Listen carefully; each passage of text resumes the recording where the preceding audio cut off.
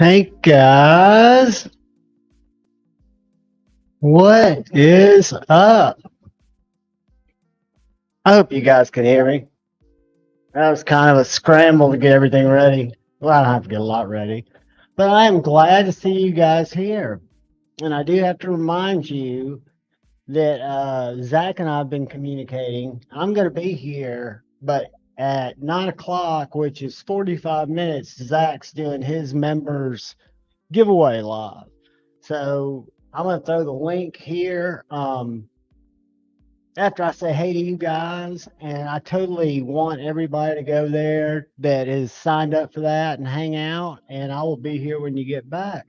But I hope everybody's having a fantastic Friday, and I'm going to start at the top and try to say hello to everyone. Greg Morona was here early. Marco, channel member, and Greg was channel member. GMS, channel member. Acid Test Kids, channel member. These guys are all early. Acid Test Kids and Ginger Fisher. I appreciate you guys, man. Marco, channel member. Urban Woodsman, channel member. Yes, we are starting, buddy. I don't know why. For some reason, it's always 8:15.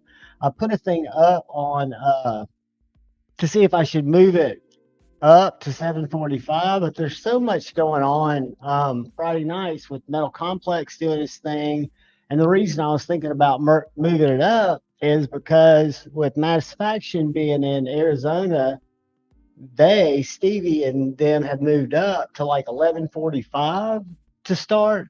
And so I figure I'll just run for 3 hours, do whatever we do. And guys, then I'll go over there, we'll hang out. I was going to move it up, but then that cuts into Metal Complexes stuff. And I know a lot of people are still over there. So it's going to be 8:15 until you guys tell me otherwise. And I do have something cool to tell you about that I'm thinking about doing, but I didn't talk to Doug Ritter yet. Um, Josh Branson, channel member, what is up? And we have got, let's see. Marco Scamma's in here. Howdy, brother. Happy Friday. NFK 20. Nuts for Knives. Channel member, what is up, brother?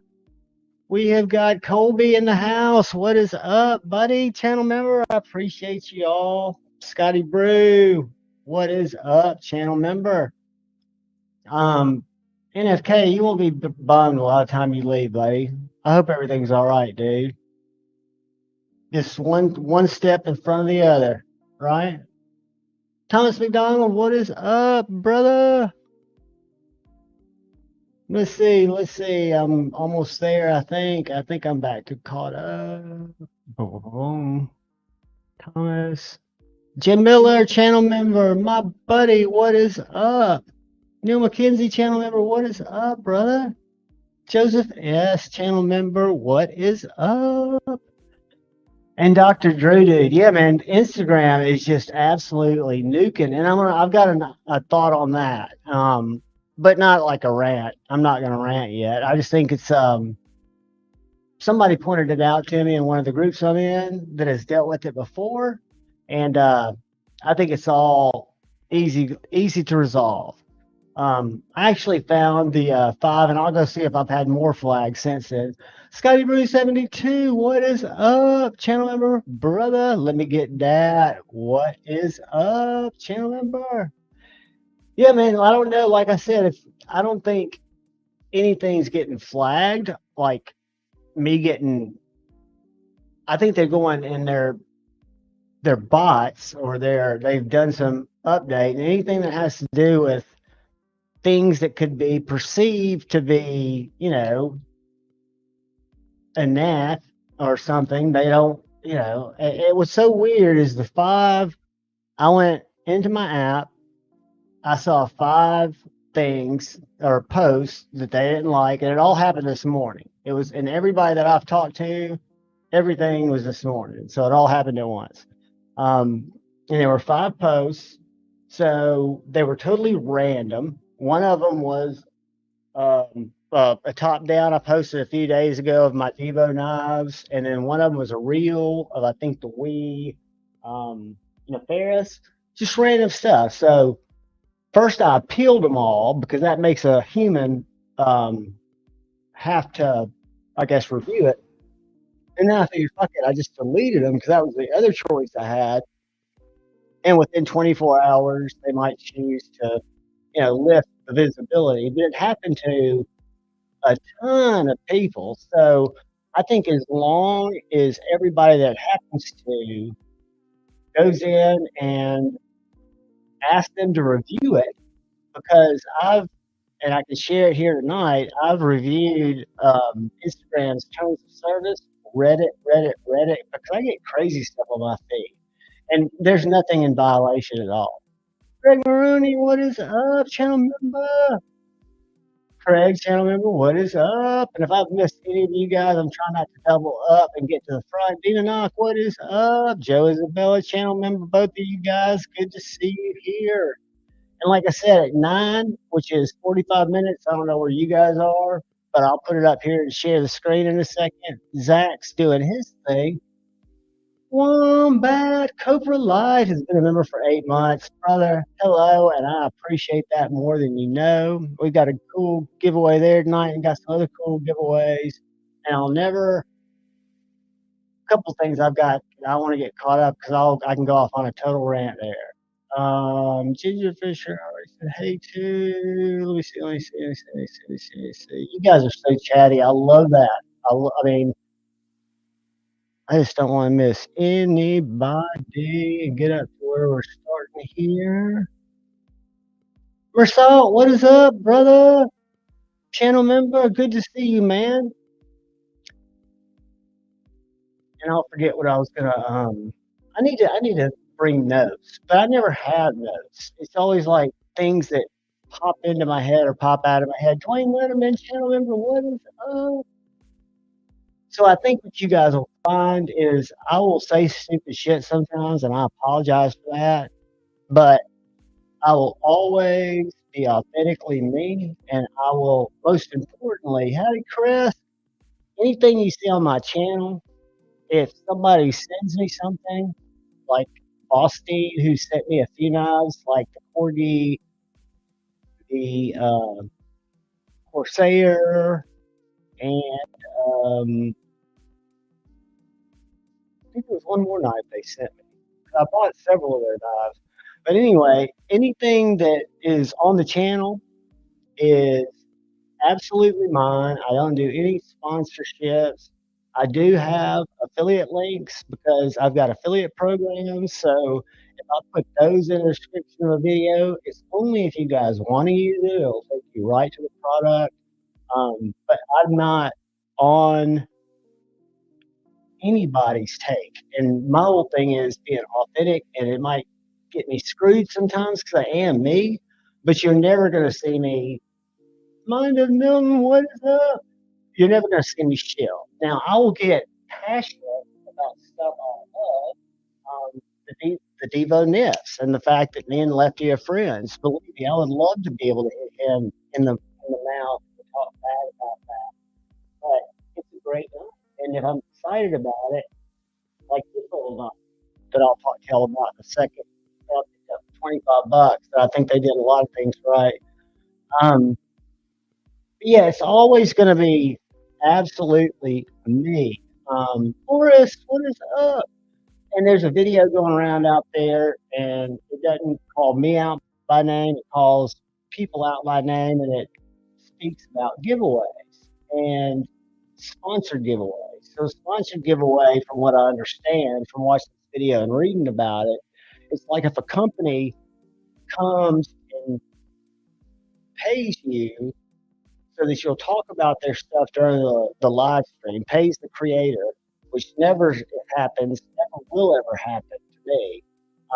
Now, with the Corgi and Corsair, when Boss Steve sends those to me, they send those to me to give my objective opinions of. Now, I'm sure if I hated them or if there was something wrong with it, I would tell you guys that, and they probably wouldn't, maybe not send me more stuff. I don't think so. I think they'd still do it. But the video that's going around out there does point out a lot of things that are very true. And I think it's a great video. I'm not going to promote it.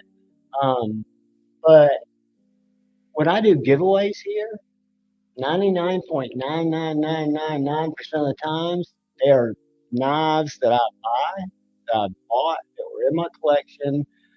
I'm not being, what's the word I'm looking for? Manipulated by any company, OEM, to make you guys think that you should do something. I don't want to ever influence anybody to do anything. I just want to open a window into my collecting disease, I guess I'd call it, whatever you want to call it, affliction, and just show you stuff, right? So when I'm pointing stuff out, I'm pointing it out the way I see it, the way I like it. I'm not a hard user, but I just want you guys to know that it's always absolutely 100% without doubt the me. It's not going to necessarily be what you guys agree with, but it's just always me. What is up, Snow Trag? Did I pronounce right? Snow Trag? And you guys that know me know I'm the worst at pronouncing names. Peace operator, channel member. What is up, brother? I think I said hey to Marco, channel member earlier. Satisfaction, channel member. What is up, brother? Good to see you, man. Mind of Milton, channel member. What is up? No, there was and I'll go ahead and say because I actually am one of the few. I think Kyle Lampier has a very good side. He's a friend of mine, but he put out a video. Let's just look at it together. And I won't play the video. I'll just show you guys where it is and who he is. And I wanted to mainly point out Zach, which is 30 minutes right here, is going to have a live stream. We talked about it. I told him I would tell all you guys go on over there, and I will be there when you get back. But Red Wolf, DC, it's this video right here.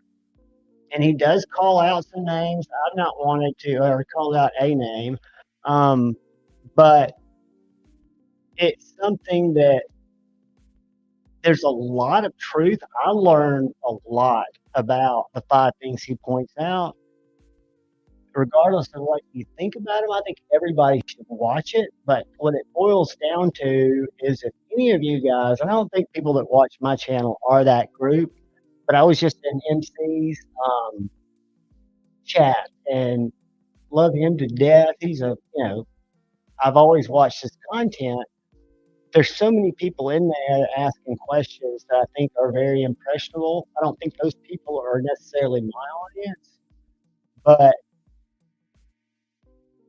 I always say use your gut instinct to decide who is right for you in terms of what decisions or what value you put on the content that they share, right? Because it's all opinions.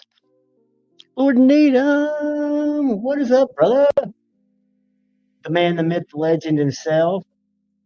Dude, and I'll talk about Instagram in a second, but I'm ready. Like I said, Mark Zuckerberg is like, I don't know if he's a black belt yet in jiu-jitsu, but I was a state ranked wrestler. I was a mini weight, like 98, 105, 112, 119 when I graduated. I was a 119 pounder, and I was a badass. I was a grappler, and I think I could choke Zuck out. If I could get Logan Paul or Jay, whoever puts those groups together, not that anybody would want to see a 56-year-old guy choke a jiu-jitsu master out, but I would definitely do it. But yeah, you guys check that out. And the only thing I wanted to say, nobody's probably watched it, but it's interesting. I learned some stuff about it because I don't get all the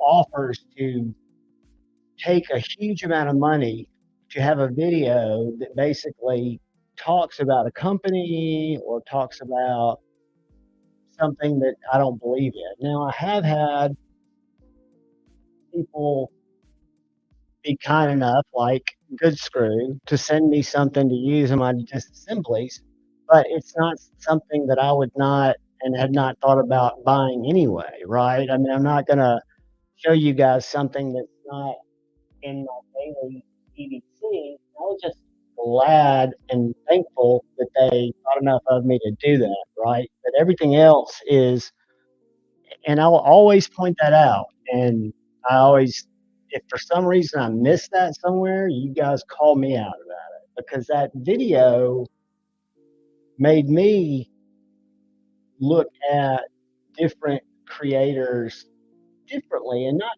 faulting anyone, but just looking at where they're, at what point is someone sharing their hobby, their love,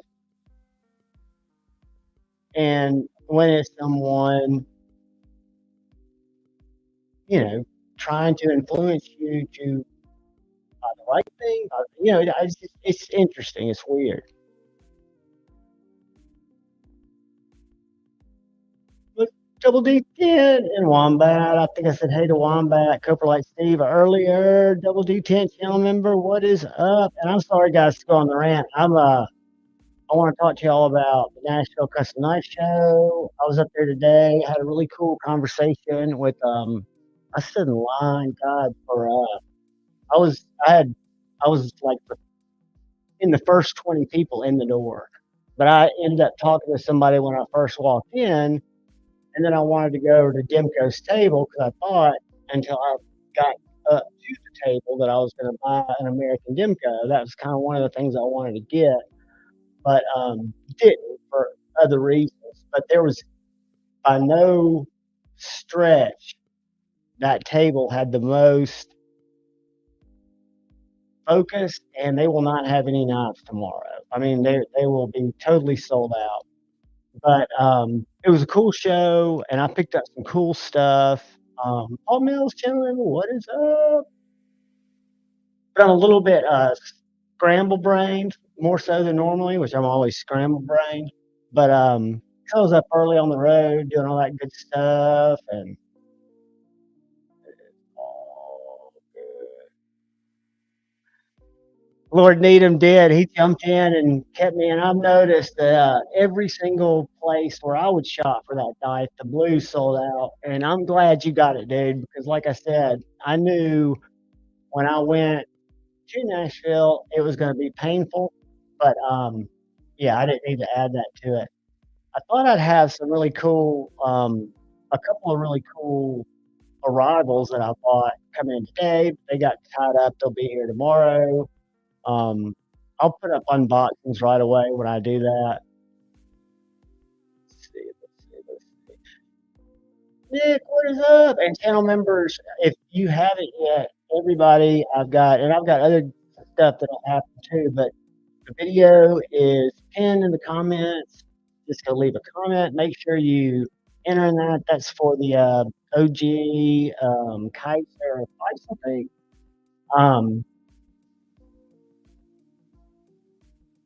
Scrolling down, I'll never get caught up. So what I probably ought to do is just get on my different rants. I think I answered that, didn't I, buddy? When I was just sharing it.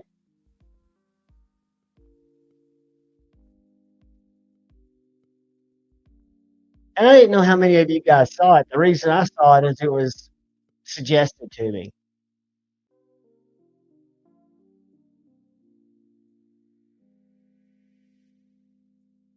I'll tell you, dude, it's a good one. And for, the way I look at it, I'm taking apart knives that cost way too much, and some that don't cost as much. But I still like taking them apart. So it's a tool that I use all the time. Granted, it's not really, it is a tool. But I like shiny, uh, cool stuff. I mean, it's an addiction. And I saw some of the coolest stuff today. Thank God I had, I watched, I was going to say, thank God I had self control, but I watched the whole thing about the Demco table, and I probably shouldn't go there because it could be misconstrued as, basically the people that were in line that were adamant because we almost got into a scuffle outside because I've got a kind of relationship because I got screwed out of a prize last year, which was totally fine. So they had me VIP passes this year. So I just went in, got the passes, me and my buddy, and came back out, and we're waiting for it to open at 11. Well, then these dudes came around and said they were been camping out since last night, which made no sense to me because it's a freaking hotel. Why would you be camping out last night for, anyway. But there was a lot of, I watched tens of thousands of dollars transfer in between a guy and a chick, and they weren't any company that I knew, and Andrew's son buying knives that I know for a fact are going to be resold. I know for a fact. And most of the people that were in that line, and these were not cheap knives. I mean, these were titanium, table price of anywhere from $1,800 to $2,400, and these people were buying them up because they were going to resell them. Even on a small scale, you see that. But there was some totally cool stuff there. Some really cool smaller builders. Me neither. Just absolutely, just say, hey, such and such is paying for this live. So what we're going to do this live is hopefully I would never enter in an agreement with any company that I hadn't spent thousands of dollars with because I really believe in them. They're companies like EMP EDC that I feel when I say this is Javon approved or I have no problem recommending the product, it's because I love the product. And if you, for whatever reason, don't, the great thing about the knife industry is if you buy from a reputable dealer, even from Nashville, and you get it, and it's not what you thought it was going to be, or for whatever reason you change your mind, you can send it back. It's okay. It's okay to get a knife, and I've never done. I'm trying to think if I've ever sent one back. I'm sure I have. Or I can't think of a time when I have, but I know a lot of people do, and I know it's something that's absolutely okay. So just now Amazon's a very safe place. So if you take a chance on an Amazon product and you don't like it, it's the easiest thing to go and get that thing sent back and get your cash back. I have had absolutely zero, and my buddy Kyle Lampier in the video that he made it sound like, and I'm not saying made it sound like, that was wrong. He has been at it a lot longer, and he's had companies approach him, allegedly, or whatever you want to say, and offer him money. I have not had that ever happen, with the exception of Temu. And I went to YouTube and I read about Temu and the nightmare stories that, and basically blocked them. So no, I don't get. I've had no companies offer me anything. At Blade Show, as a matter of fact, at Blade Show last year, there are a few companies like Shed Knives, like, as you guys know, Jason Grant. I'm a big supporter because I bought his products before he was making fixed blades.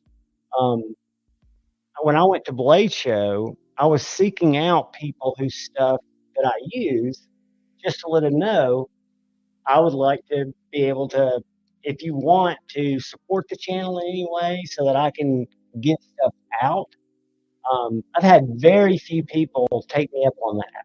Now, the exceptions have been Skiff Made Blades, Skiff Workshop. They have been really nice. They've given me a code. They sent me a couple of things to give away. KPL, I just I haven't got anything yet, but allegedly I've got a code with them, and they're gonna send some stuff for me to give away. But my channel is a hobby.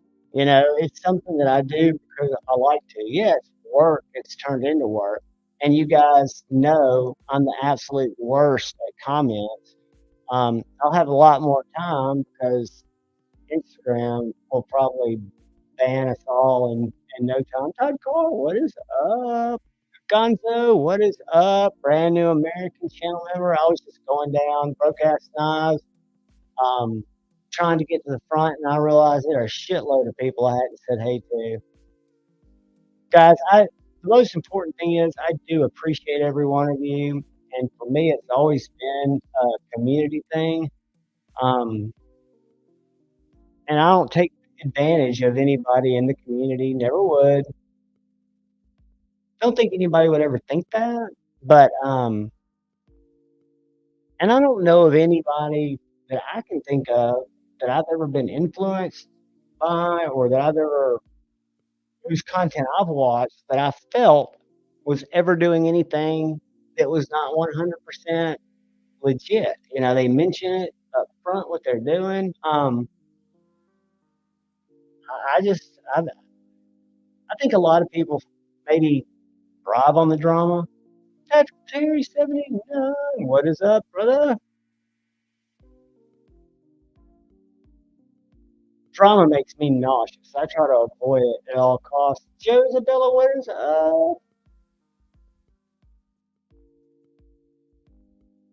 All right, I have caught up. If I missed anybody, I 100% apologize.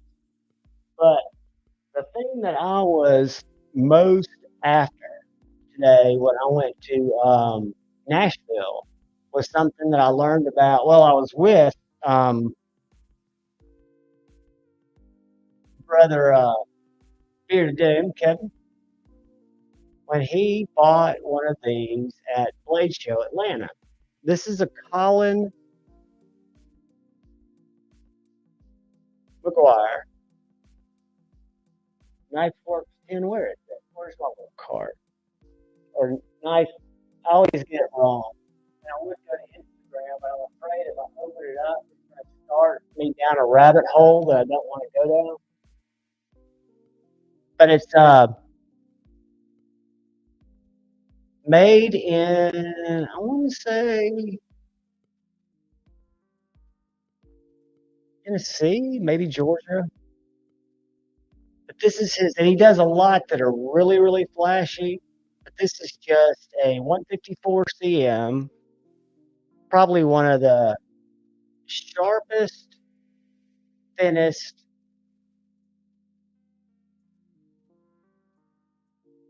most beautifully done. I mean, I can't even put it on words. I do have some paper.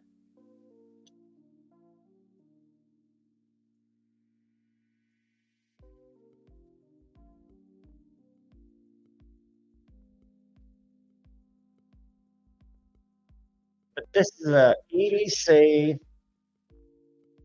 stabby, slicey. Just, I love it. And I was so stoked that he had a few that were the 154 CM because most of what he does is a real ornate steel. That is 100% handmade, no machines. Well, machines, but no mass produced CNC stuff. But just a gorgeous knife. And Beard Doom, I was with him when he picked one up in Atlanta, and he is a huge, huge fan of it.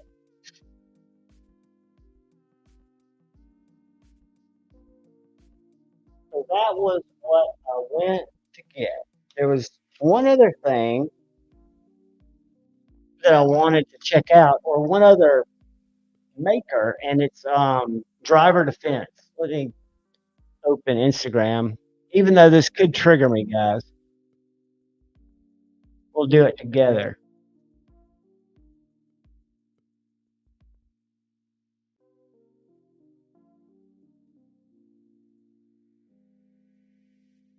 All right, so it should show you guys when I go to, for example, Sniper Wolf is still up there. All right, y'all are seeing what I'm seeing.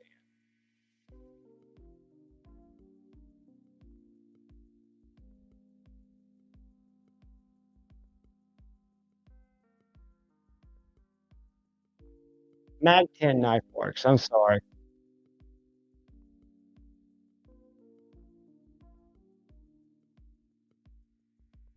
This is what he was showing, this type of work.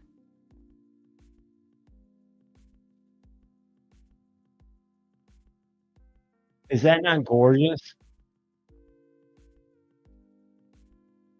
I mean, it's next level. And that's EDW is what the model's called.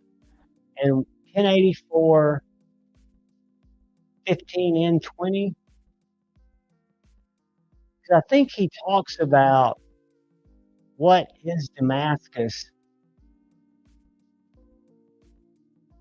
Yeah, the 1084 15N20 is how he does his Damascus. But a really, really nice guy. Bearded Doom is a huge, and he knew Beard very well. That's the one I grabbed. But he makes them right here in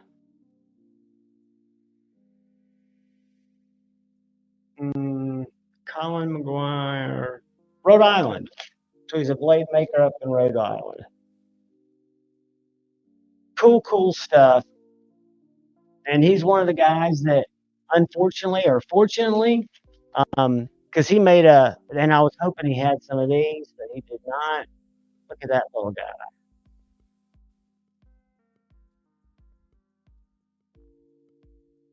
They're just mean, nice little blades. He had some few slip joints there. But guys, that's the thing. I mean, the price point, and I don't argue with it because that's somebody's time, right? They're spending a lot of time crafting that, where OEMs have machines and processes to do it, right? Which this knife, like the Phoenix that Manny built or designed, are not my normal go-to because it's a flipper only. And Kaiser did not send me this. I bought it off their website because I thought it was really cool. And I like the guy, Alex, who designed it. I hate that the titanium only comes right now in this gold finish. But guys, Kaiser's offering this an S35VN titanium handle for I think 138, under 140 bucks. And it's unique, but that's what I like about it. It kind of breaks the rules. And I love to see, so when I first got into knives, Kaiser was probably, outside of Savini, I was probably buying more Kaiser than anything. And I love to see them come back. This year I love the Veritas, great knife. Of course, Phoenix, the little Mercury. I'm trying to think what else I bought from them. I guess it was the only Kaiser. Now, my buddy A to Z, because he's not afraid of recurves, bought the Huntsman. And I went over and played with it. I haven't done a review on it, but it is a wonderful knife. Pretty flopper knife guy, Chris Hinkle channel member, Junior Miss channel member. I'm missing a lot of people. Damn it. I've got to get either in the chat or out of my head. Forrest SLR, what is up? Yeah, again, it's not for everybody at all. But for a little gentleman's folder, and it's a nice little piece. So I can respect for that out of it. let's see, this right here, I was going to buy some, what do you call it? It's the thing that my brawn razor sits in, the little cleaner, the cleaner fluid. So I always buy that at Amazon, so they ship it to me. And this came across my feed, or whatever you call it. And this little clip is what really attracted me to this little EDC knife, because this clip is a rip off of a clip that you can buy on Amazon for about 35 bucks. They make it in a right hand and a left hand, which I've never bought one because to me that's a crazy price for just a piece of metal, right? But it's ingenious. I don't know if this is exactly like it, but this whole knife in D2 was 25 bucks. So for me, the clip was worth the risk. But when I got it, it is a well thought out, great sharpening choil, great ergos for a small knife. It wasn't really sharp when I got it, so I've been practicing hand sharpening, and so I am not a pro sharpener by any stretch. Whoops, I've got a fan blowing too. But for a flat grind, full flat little $25 EDC knife, and that's me hitting the freaking choil. Not the choil, the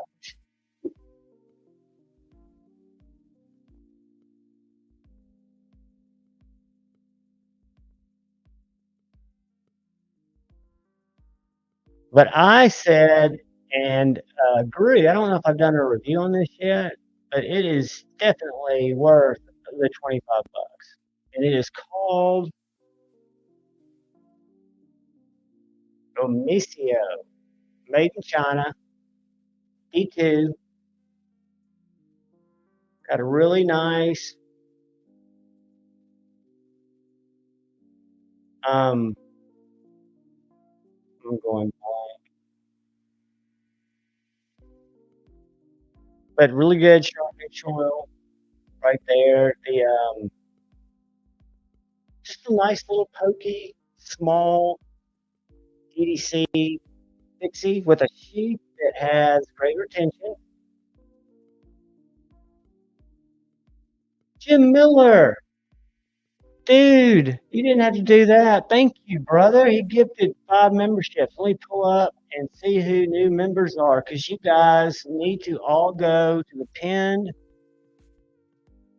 Oh, it's going to run like crazy. Go to the pinned video.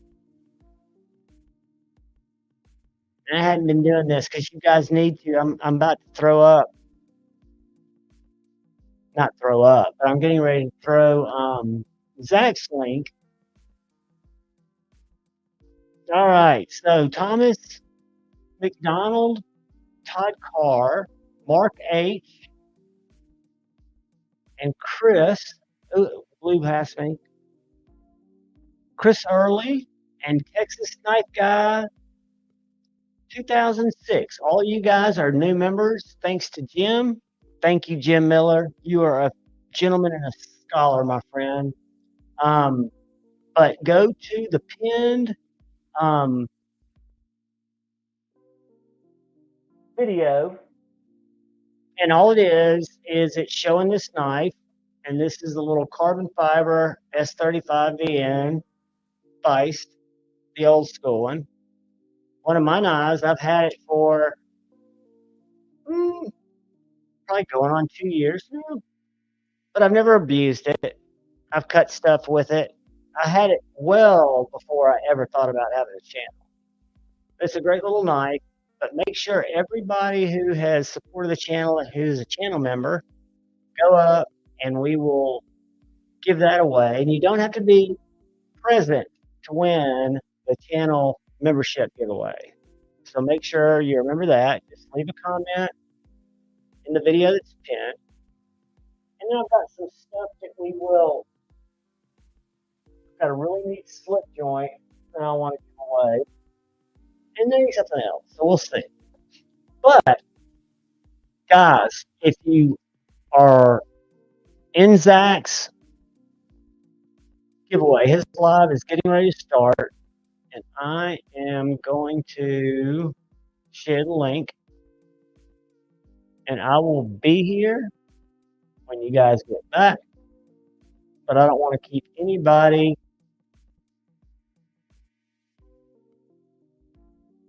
from going over because it's a giveaway, it's a member giveaway, live stream. But the other couple of things I picked up at the Nashville Custom Life Show, or one of the things that I went there to get, was Mateo. He's kept me alive for the last couple of days. It should be pinned, Texan Knife Guy, right up at the top of the chat. It just says channel member giveaway. Here, I'll throw it let me find it. I just put a link to Zach's because a lot of people are members of Zach's Daily Carry Crew, and this was the time he could do it, and I said, sure, buddy, go ahead. Let me find that giveaway video. It just says channel members, and again, it should be pinned up there. And I will throw it here in the chat when I find it. There it is.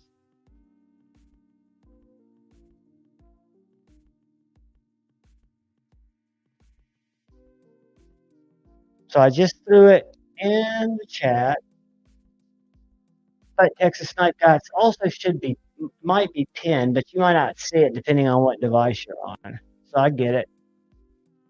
And it's just all you have to do is you go in there, you don't have to watch it, just like it, leave a comment, just like hi, whatever.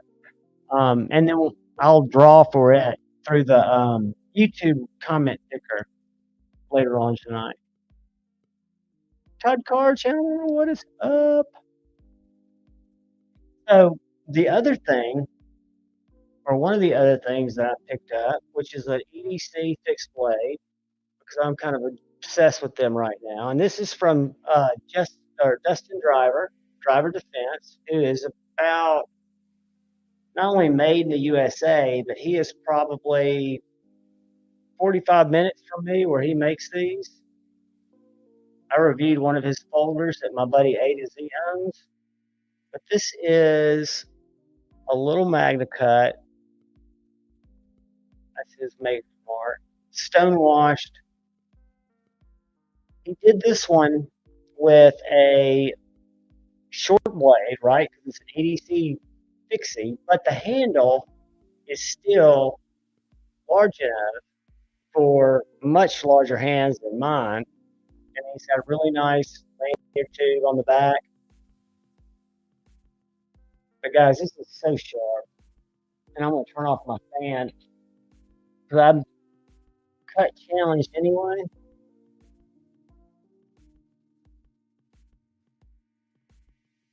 But this thing,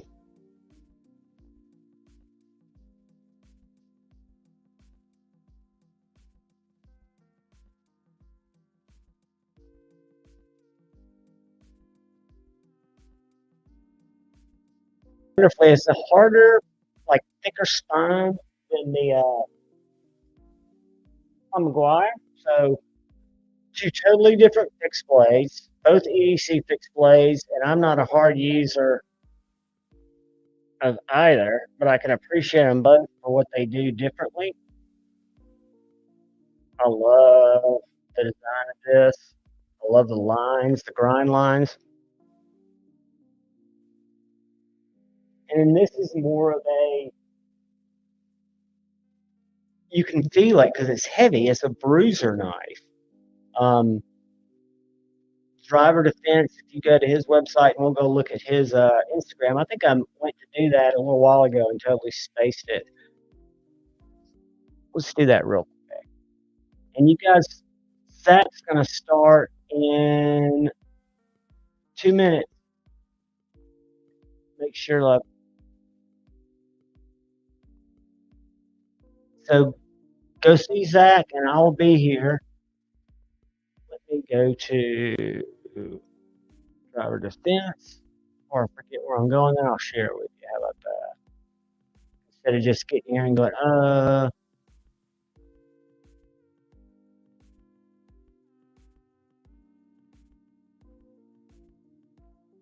right. I hate Instagram right now. But this guy's worth showing.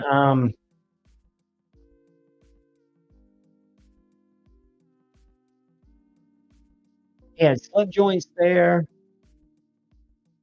This little guy is what I was hoping to get, but it was already gone. This got kind of a, I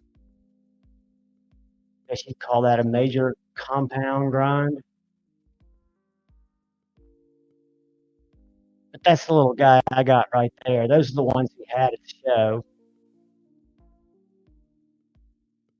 But if you guys remember, or if you probably don't, I did a custom knife overview of my buddy A to Z's knife, and it's this one right here.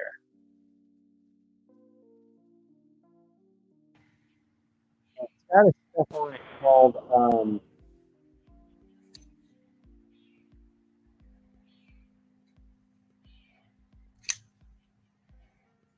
this material is called superconductor. Look at that blade. Has fantastic action. Literally, he's 45 minutes away. So I bought one of his fixies, but he can design awesome modern folders, kitchen knives, and what he had at Nashville were a lot of these, or not a lot, a couple slip joints. But I told myself when I went, I was not going to focus on them because, guys, the numbers get crazy. And I understand it because I can't imagine the amount of time it takes somebody to make a real deal slip joint that works well. So let me sheath that up. And then the other thing that I bought, which was kind of an impulse buy, but it really wasn't because I went to the booth thinking I might buy my first USA made Demco, but the little shark cub and the slicer blade hole, I don't know if you guys can see that, but it's got like this little weird shaped deployment hole, which to me takes away any of the lag. It's very snappy, right? It's the slicer blade, which is something I hadn't experienced before. It's the 20 CV. And in Nashville, it was the same $200 that the regular non-patterned little made in Taiwan. It's the shark cub, or I think that's what they're calling it. But from an OEM that's outside of the US, this knife is so freaking slicey. For a Demco,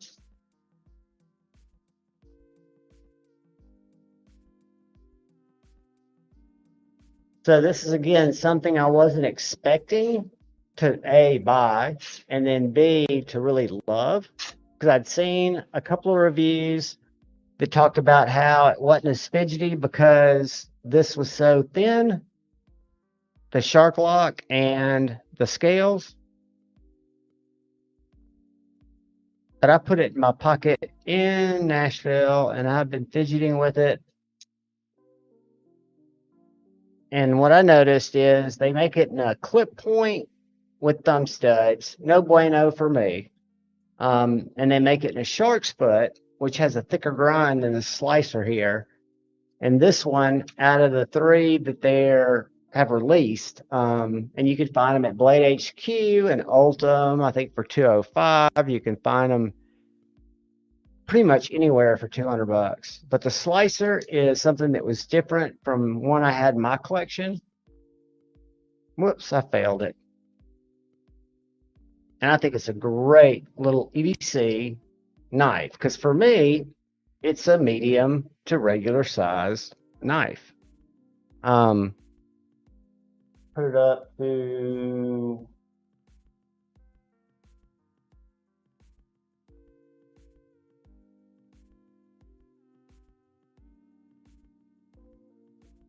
so there's the baby banter.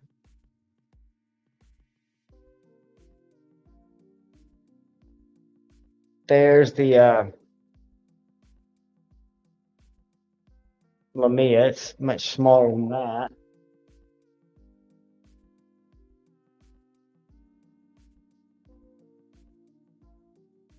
Yeah, it's a smaller knife, you know. I mean, it's not by any means a mini, but I would say it's probably the size of trying to find something that's its size.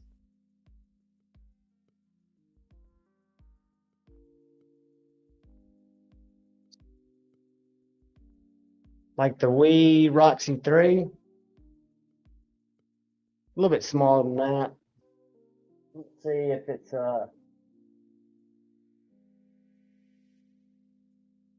no, it's much bigger than that. This is the giant mouse.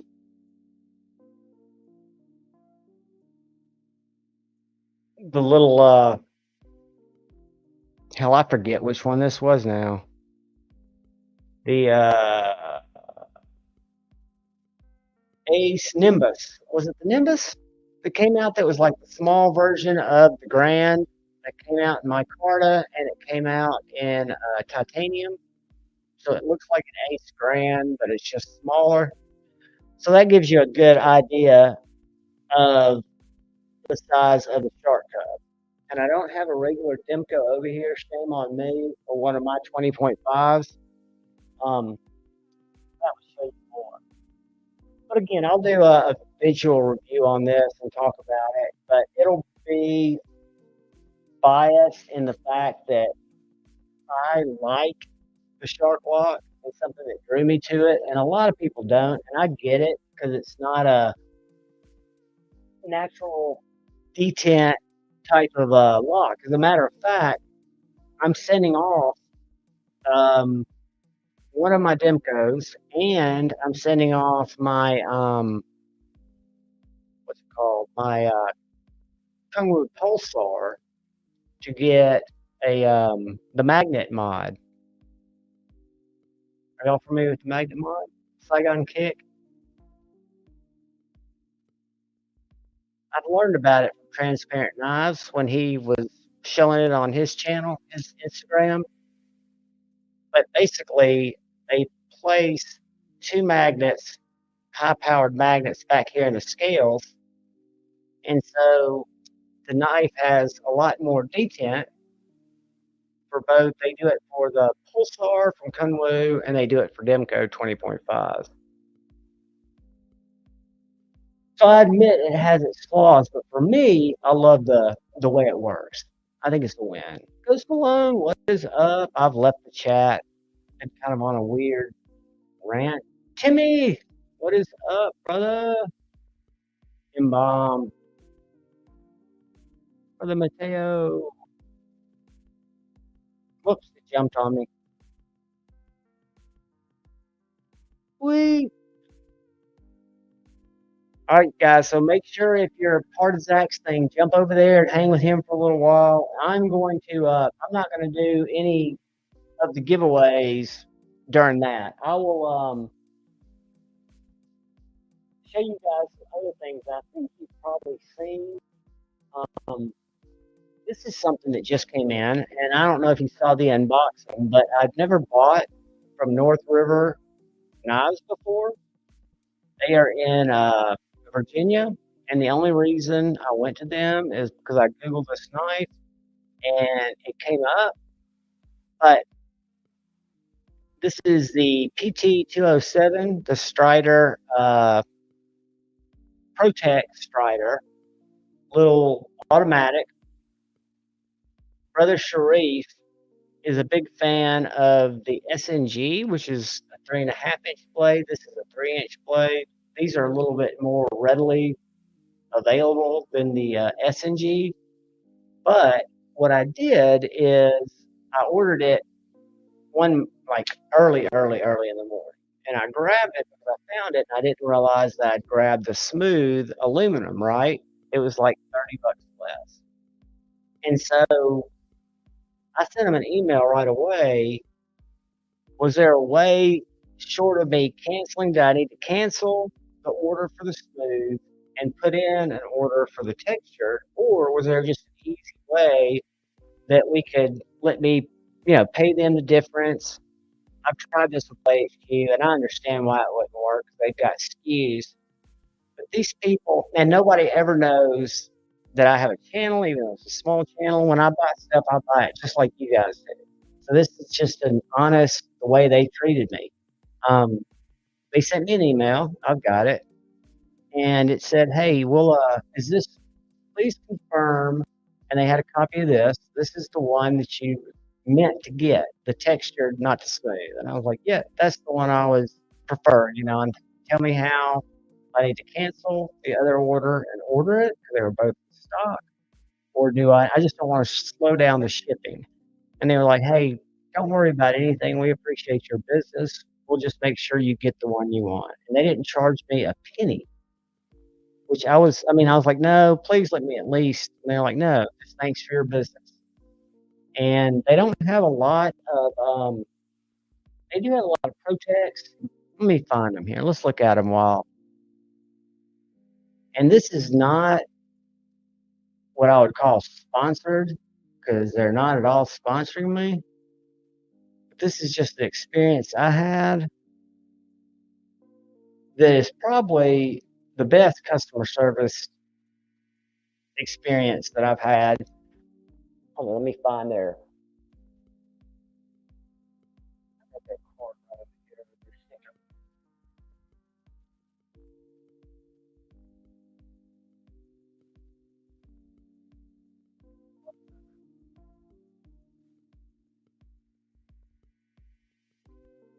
So search.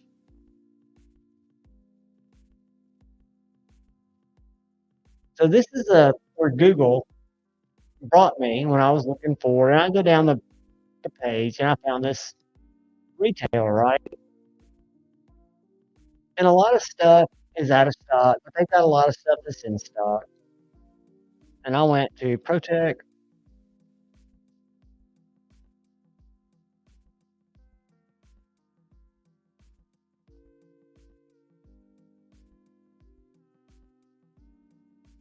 That's the textured handle, and that's the smooth. That's the one that I accidentally bought, and that's the one they sent me. They're both Magna Cut, but really nice people.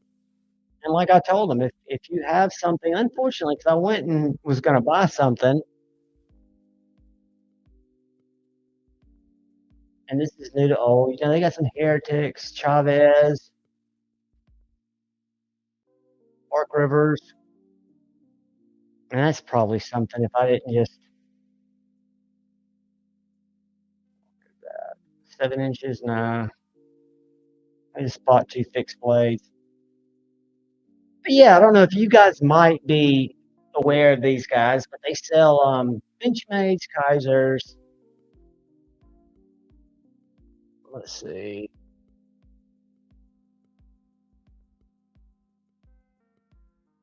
Nice sharpening stuff, woodworking stuff, but really nice people. Sent me an email within the time they opened, because I sent this probably at 5 o'clock in the morning, and they, right when they got in, you could tell they were like, hey, whatever it takes. They just don't have a lot of the stuff that I jam on.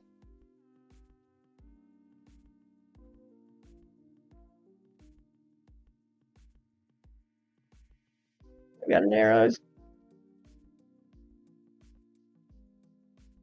But anyway, that's the type of stuff I want to be able to share with you guys. And I did it in the unboxing, right? I mean, I found the knife from them, took a chance on the knife. I didn't know if I'd like this knife. I really do. It's a little Magna Cut, great little medium sized cutter, EDC knife. Has a great sharpening choil. If you're a fan of Strider knives, it's kind of a smaller version and a price point that is not too crazy. Um, but then I took a chance on that dealer and it worked out great. So I want to share that with you guys.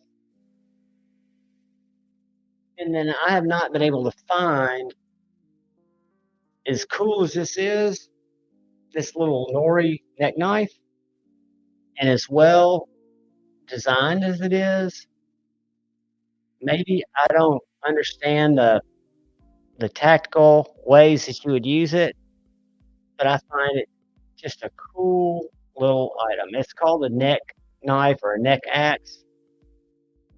I don't even have much luck opening packages with it because it's got that rolling blade. It's sharp. Maybe it'd be good for cutting little pizzas.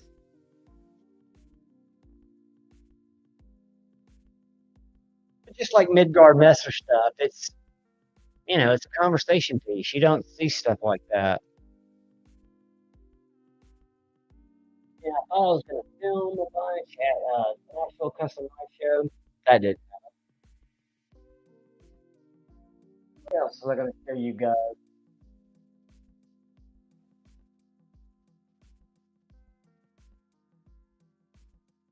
This is what, or this is one of the things I wanted to give away tonight to just people that are here. We'll do it in the chat, or we'll go raise somebody with some love. And we're not going to do it now because everybody might be at Zach's. But it's a Rough Rider Reserve. When I first started getting into slip joints, I would buy Rough Rider Reserves because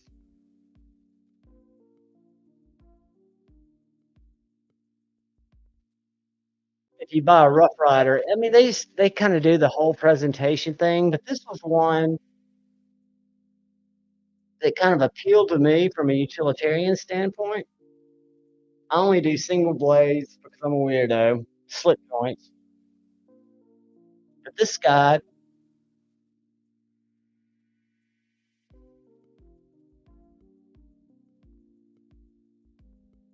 is a great cutter. I mean, it feels so good in the hand. It's what I would call a full size slit joint, for lack of a better term.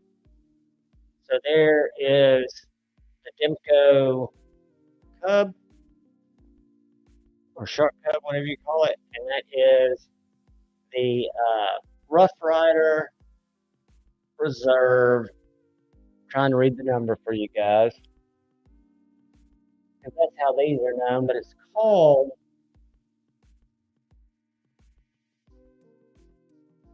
It's got a name too, but I don't remember what it was. It sounded like a rock band. RRR020. D2 in micarta. Really good slip joint. Great walk and talk.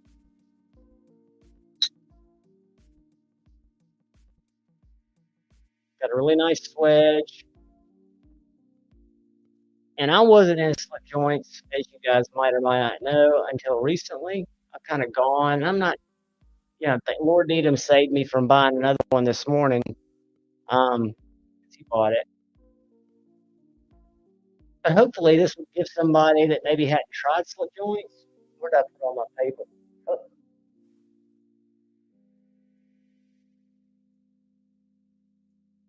A good one that just is a utility knife, a good cutter. It's not gonna close on you. It's got this ricotta here. I don't know if you can see that, which would keep, if you're holding it right here, the blade's not gonna hit, you're not gonna engage with the cutting surface, is what I'm saying. And it's got a nice little sharpening choil. Nothing great. These knives were You can go to Smoky Mountain Knife Works 'cause that's where I found this one. Let's do it right now. I forget what it's called. I want to say Pantera, but it's not the Pantera. So let's go Smoky Mountain. Let's go share.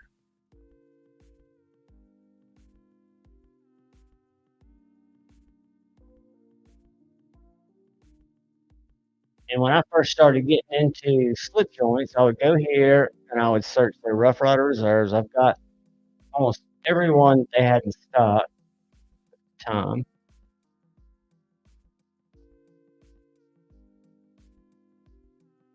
And I'll swear you'll see that this is close to Pantera. There it is right there. The Panthera. So that is the knife. Let's give you some D2. The blade length's 2 3/4, overall length 6 3/4, closed length 4 inches. But that is what it's called. Not the Pantera, but the Panthera. So I was kind of close. Uh-oh, that was the lid. So I will put this back in the wax paper. They do it like this is similar to the way Great Eastern Cutlery's got holes, except Jack then wraps his in a cloth and it comes in with the cleaning cloth in this little tube. A little pepper.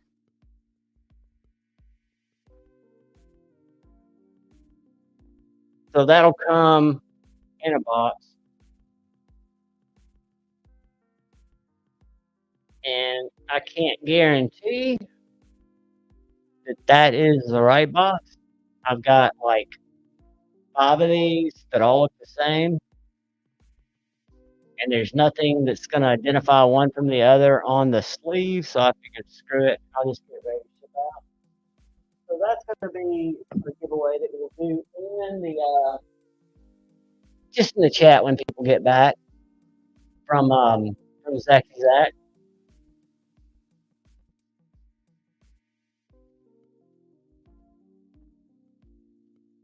Aaron, guys, no, I've really I carry a slip joint every day today, and we can play what we carry. But today, I think I carried my feel good jack. I carry this probably this knife or the hedgehog by QSP are my favorite slip joints. So I don't switch them up as much, and I've got some, I collect them. But from a carrying utilitarian, this feel good is probably in my pocket as much as any. And then I was carrying my MKM micro this morning, but then I switched out for this guy that I picked up in Nashville that I just really like. I don't know why. It's just kind of a big, chunky, just very capable knife, and I really like Dustin Driver and his family. Just a really nice guy. One guy makes these, also has a job, does on the side. And then I think you guys saw this. Did we talk about the Kill Bill, the brother Jason Grant?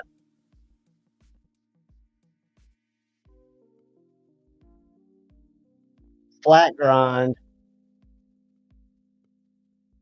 satin. He calls it the Kill Bill because it's got the red lanyard tube hole. It's got the yellow G10 liner.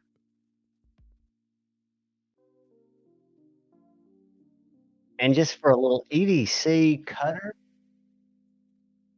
this thing is a beast. And that point, I love that little guy. This is one I've got to. I got a slip that came in from Lancelot Leather that I bought. One of his, I guess you'd call it a second. This is another little slicey that I bought, a little J Cal from Jason Grant. I got a 2 for deal on that one and this one. And that is just a little, again, razor knife. Flat grind. This one is I want to say 3/4, maybe a. You can see where the flat starts right here, as opposed to Kill Bill J Cal, which is a full flat. So the flat starts at the top.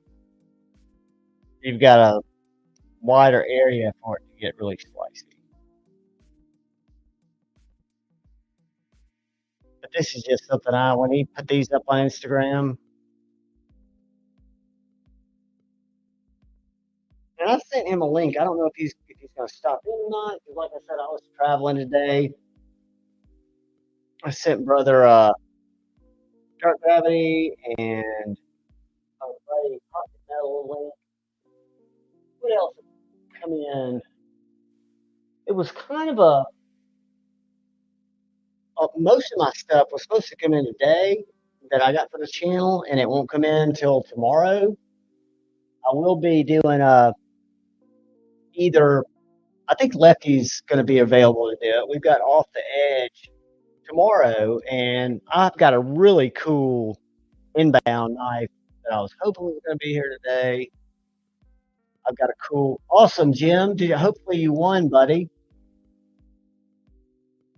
I'll check in a second, make sure when Zach's done, I will we'll do the first giveaway for that Rough Rider.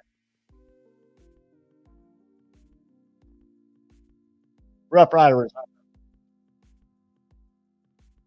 Make sure nobody's tried to text me. Oh, somebody has.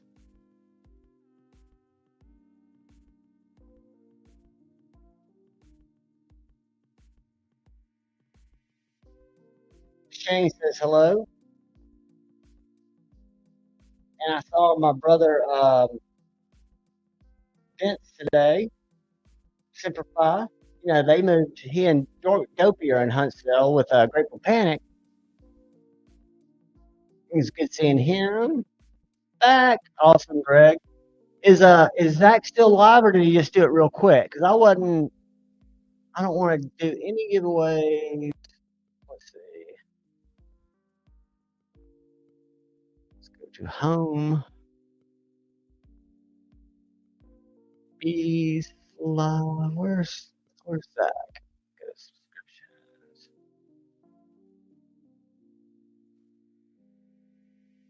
All right.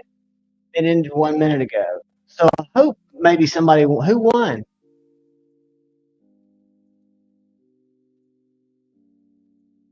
All right. So what we probably need to do. Do any of you guys have a channel? What is up, Chef Rob? That is or know of a channel that is close to getting that we should go give some love to, or should I just do in the chat here, do a hashtag? What is up, Cheeto Suave? Chicken fried steak, what is up?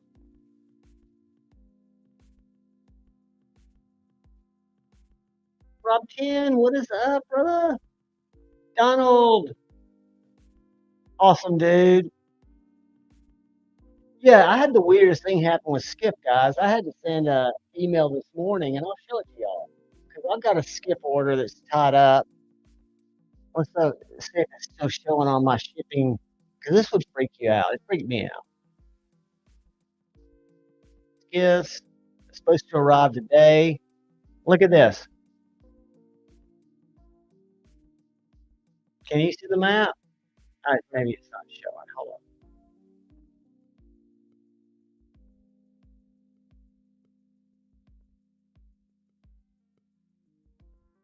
And they're not there because they checked them, but that's Japan. It says my skiffs,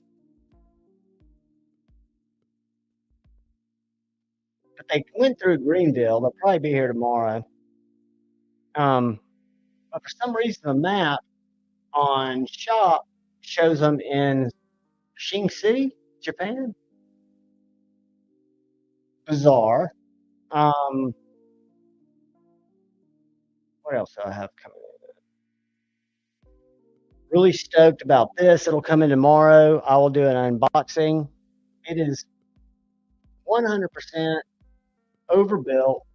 It's something nobody needs. I bought it because it was ridiculous. But I love stuff like that.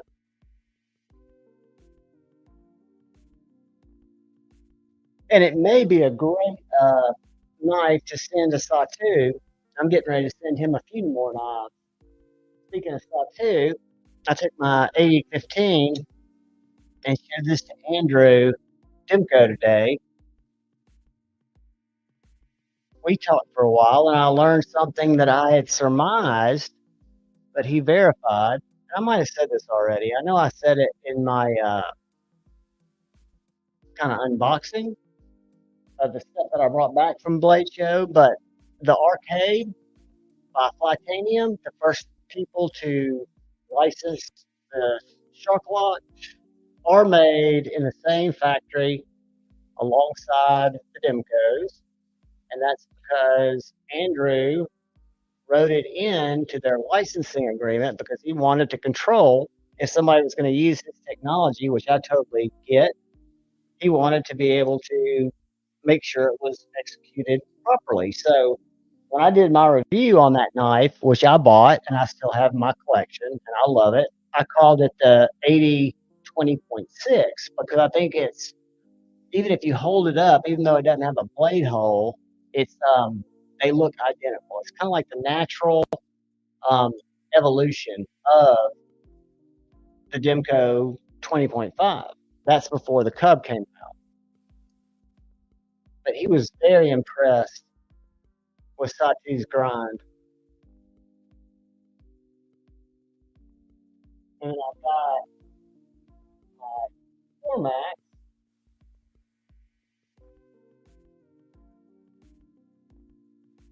which Satu ground, and it looks as good as any factory job. Left the tip stick. I don't know if you guys can see that, but for a 4 Max,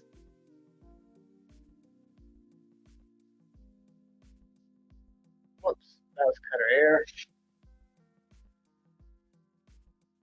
It is now a slicey beast. Most people don't want their 4 Max to be a slicey beast, but again, I'm weird that way. I don't have everything reground, but I am getting ready to send a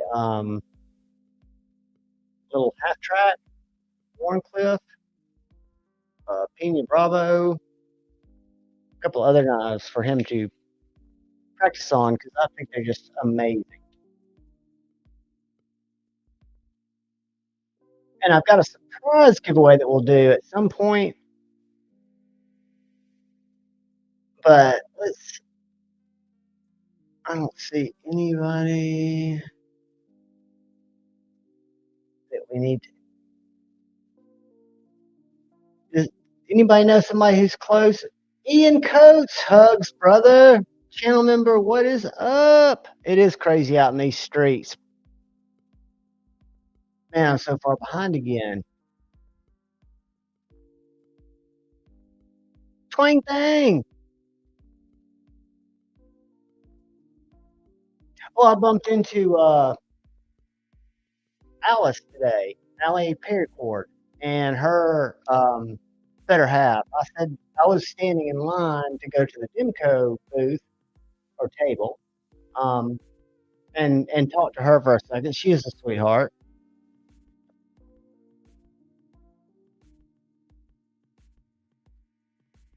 Maddie, who should we go throw love on for this giveaway? Can you think of anybody that needs subs. And if you guys didn't get to know me on Instagram, if you're not following me, my posts are not discoverable anymore. I have been flagged like everybody else this morning at about 9 o'clock on Instagram. Pedro, what is up? She's shorter than me, M-Bomb. She's one of the few people that was shorter than me. But she was on a cane.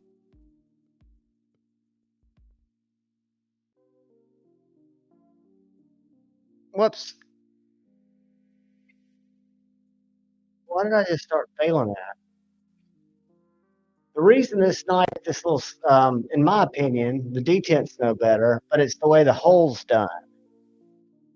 So if I get it at the top right here, it feels very snappy. Like, but then if I get it down here, you're still fighting that spring. You can get it, but it has got the fail potential, right? Up here, it locks you in. I don't think I can fail it. This isn't broken in yet. I just picked it up. But I really like this little cub.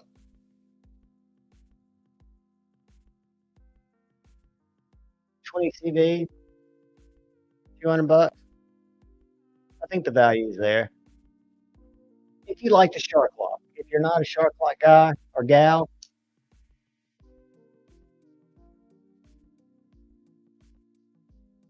Josh Worst, let's go check out a look at work-life balance. Let me go up here.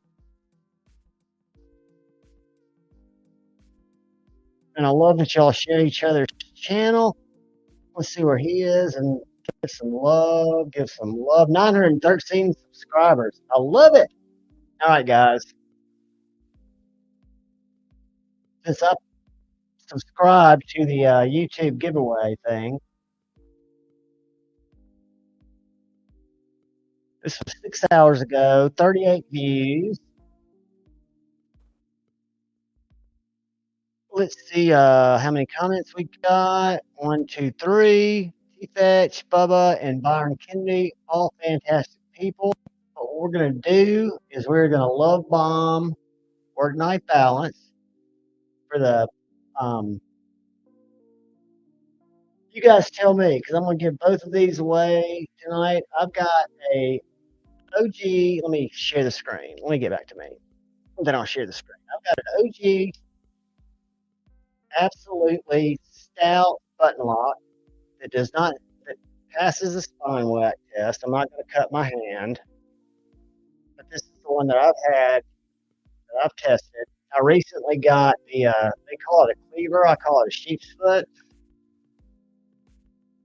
So I was going to give this away tonight, and I was going to give away, besides the member giveaway, I was going to give away the Rough Rider Reserve. We'll just call it the Pantera, even though it's the Pantera. But yeah, just Donald. What I did is I went and I looked. Cheeto. Thank you, brother. That's where we're going. We're going to Cheeto, and we got a couple, but let's Salamando to get his wrench. All right, see what you guys don't realize. I've got it right here, but if I would look at the actual chat, which is not in Salamando, you are a moderator, sir. Standard save. Boom. I should be able to see GFW2. You are also now a moderator, sir. So use it wisely.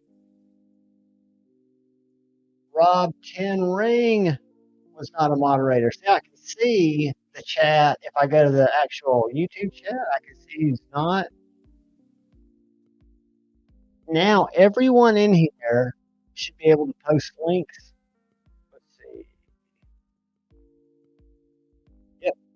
And what we're going to do is we're going to do this giveaway for the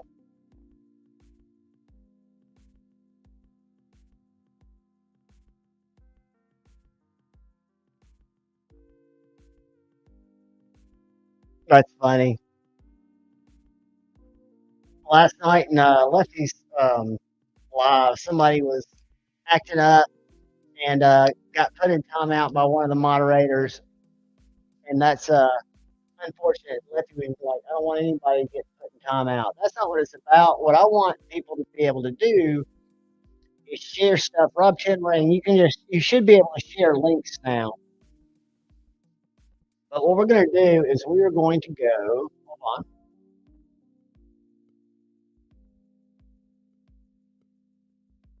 Hold on. Let me find a video here.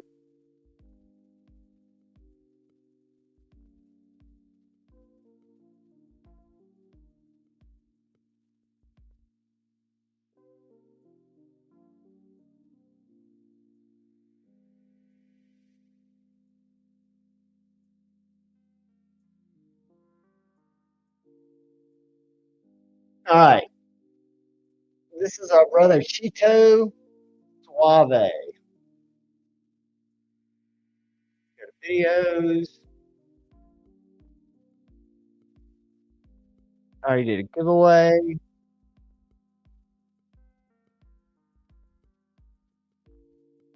So there's going to be a lot of comments there. But I don't think that matters. What we want to do, let's find a video that maybe didn't get as many views.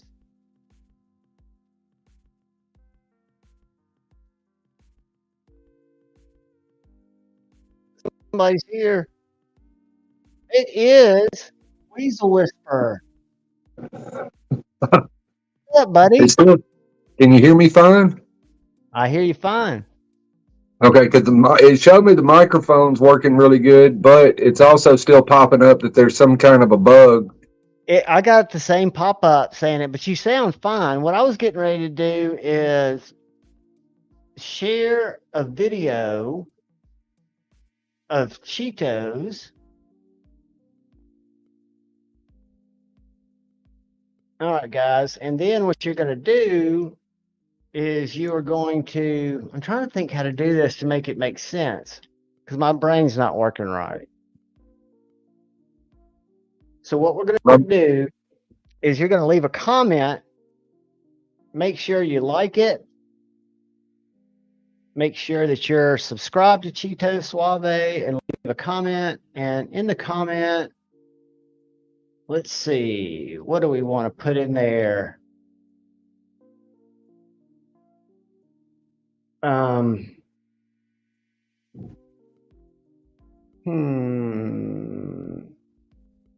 Let's do this.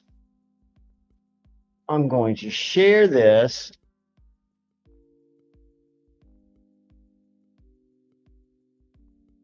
Damn moth's attacking me. And you guys just put Juhvon, Juhvon, somewhere in the comment over on Cheeto's page. There's the video. I'm going to go back and pin it because I had the member one pinned, but let's see this. Stop sharing. Go to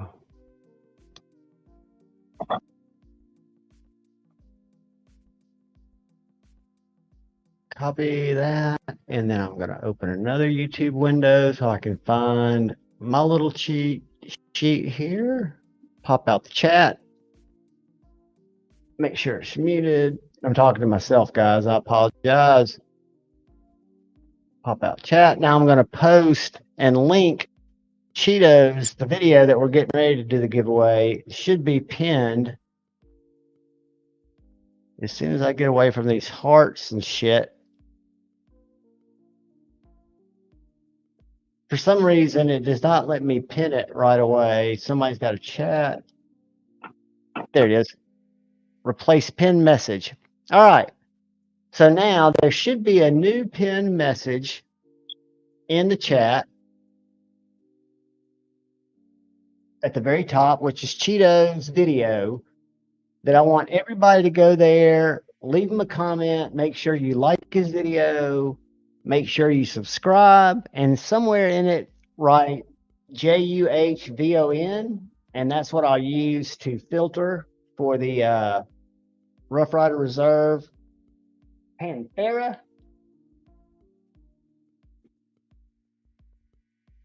And I'm going to go over here and see if, well, I know you guys are already going over there, so I'm going to show, were you in there and saw what I got today, Dark Gravity? I know you texted me when I first walked in. I was actually really good.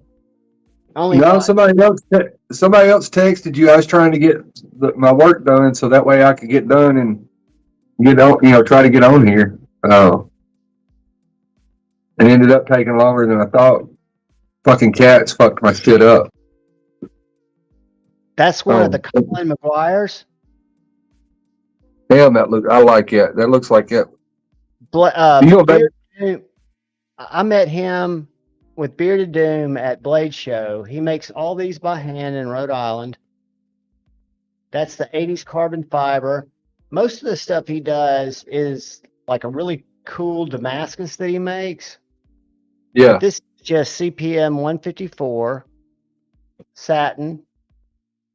And dude, this thing is, I like that mix between a sheep's foot and a claw and. Oh yeah, for a Slurpee saver, for just an EDC blade. I mean, again, it's not a hard use knife, but it's a very just one. This is one that I had in mind to get, and also Driver Defense, Dustin Driver. Yeah, I knew you were going up there to talk to him and see him. And I picked up one of these little. He had like 6 of these up there. These little Magna Cut. It's a good-looking camp knife. It's a great little camp knife, and so much different in terms of if you look at just the thickness. I was going to say it looked like it was pretty thick. Yeah, it is very thick, but what's unique about it, that's it compared to the Colin McGuire. Damn. So it's a much thicker, heavier knife. But yeah. It's surprisingly slicey. Well, I mean, if you do a real steep flat grind, which is what that looks like it's got, it's going to be slicey. The problem is that just the edge gets thicker and thicker as you over time. If you use the hell out of it. Yeah. That's the only problem with a flat grind versus a hollow grind is that, that angle just steadily does this as time goes by. To where you have to go and get it reground.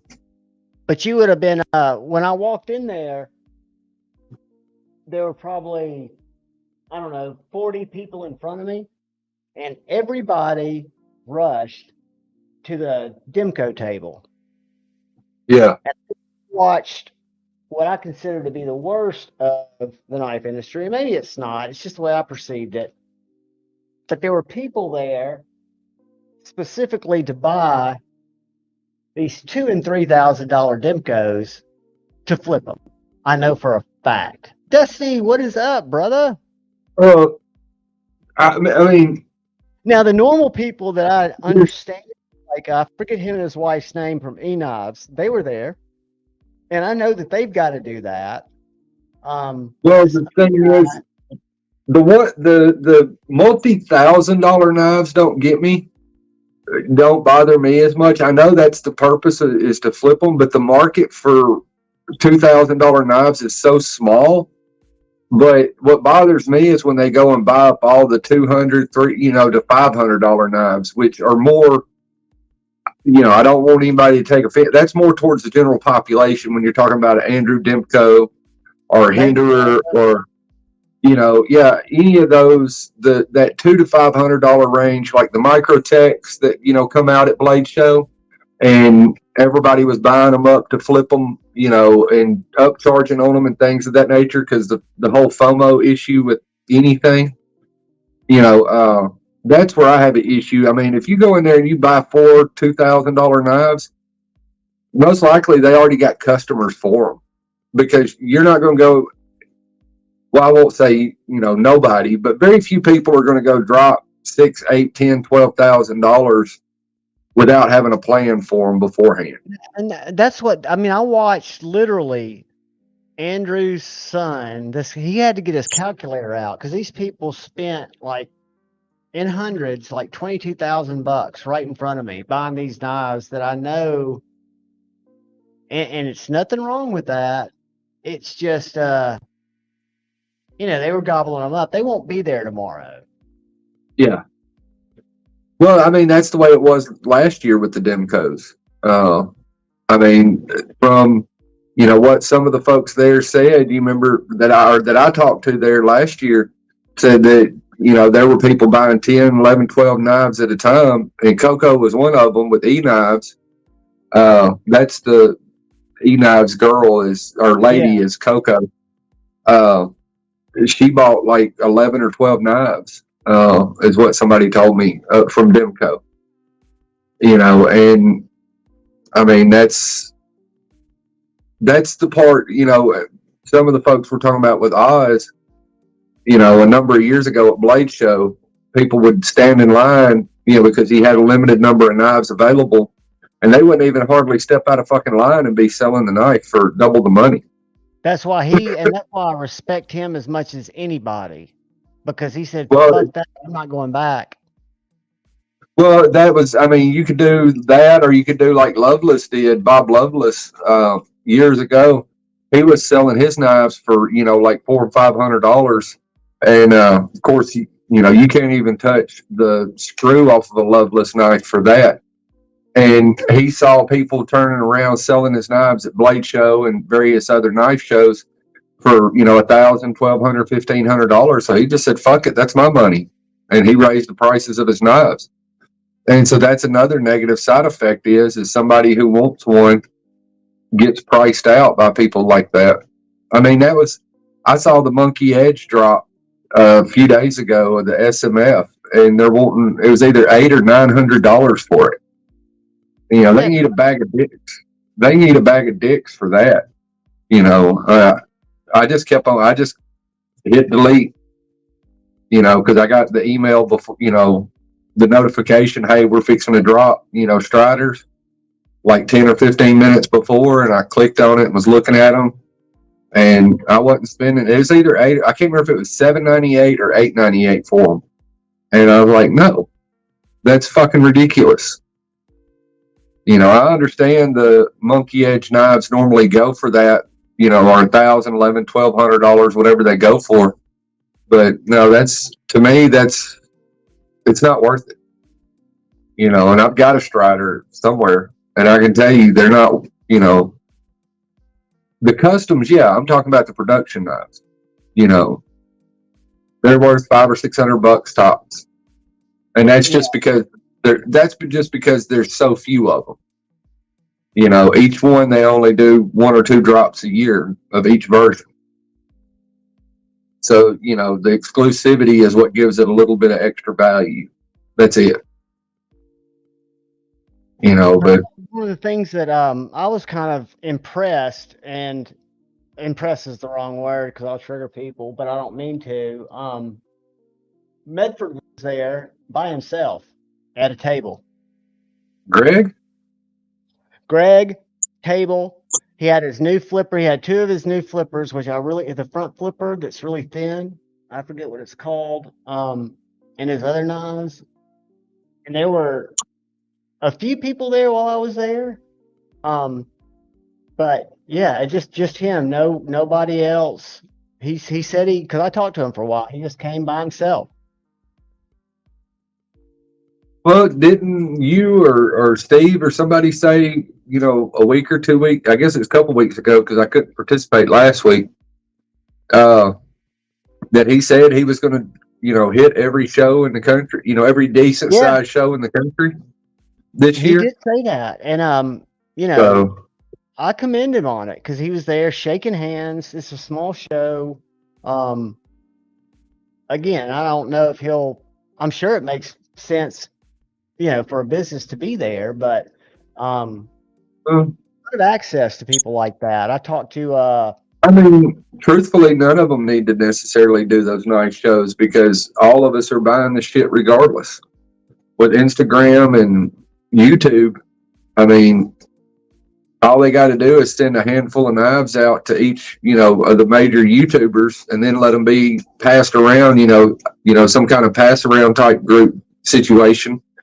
Like send one to Jared, one to MC, that kind of deal, and let them, send it to some of the medium sized guys and then some of the smaller guys, and you cover all your bases. That's all they really need. They don't need to do shows. They do that just for the community. There was a big debate last night on Lefty's channel. Donnie was there because Ben evidently had surgery recently for Jack Wolf. And there was a lot of debate in the chat about Jack Wolf leaning on YouTubers. But I'm a digital marketing professional, right? That's what I do. It's a banned category. You can't do Google ads for a knife company. Knife companies are limited. Well, I mean, companies. And that part of it is, I mean, yeah, okay, that matters to a degree, but he used every tool that he had the opportunity to use.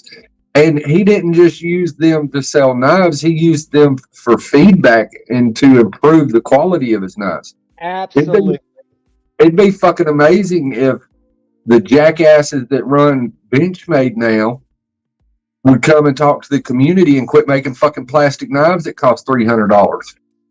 It'd be awesome if, Spyderco would talk to the community and learn that, okay, yeah, it's great that they're redoing the Bob Lum and, things of that nature, but they need to, continue to focus on stuff like the Bob Lum, the Fleece Bowie, these knives, they need, and quit making, freaking Chinese plastic knives, and yeah, and you could go through with different knife companies and cover different aspects like that, but most knife companies don't talk to the community, have no interest in the community other than to send them money.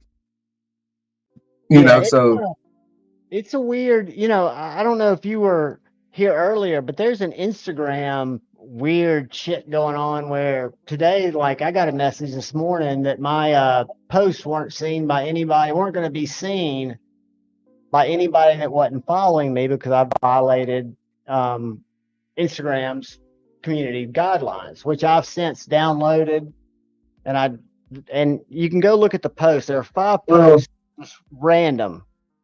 They're random. Instagram has an anti-knife policy too.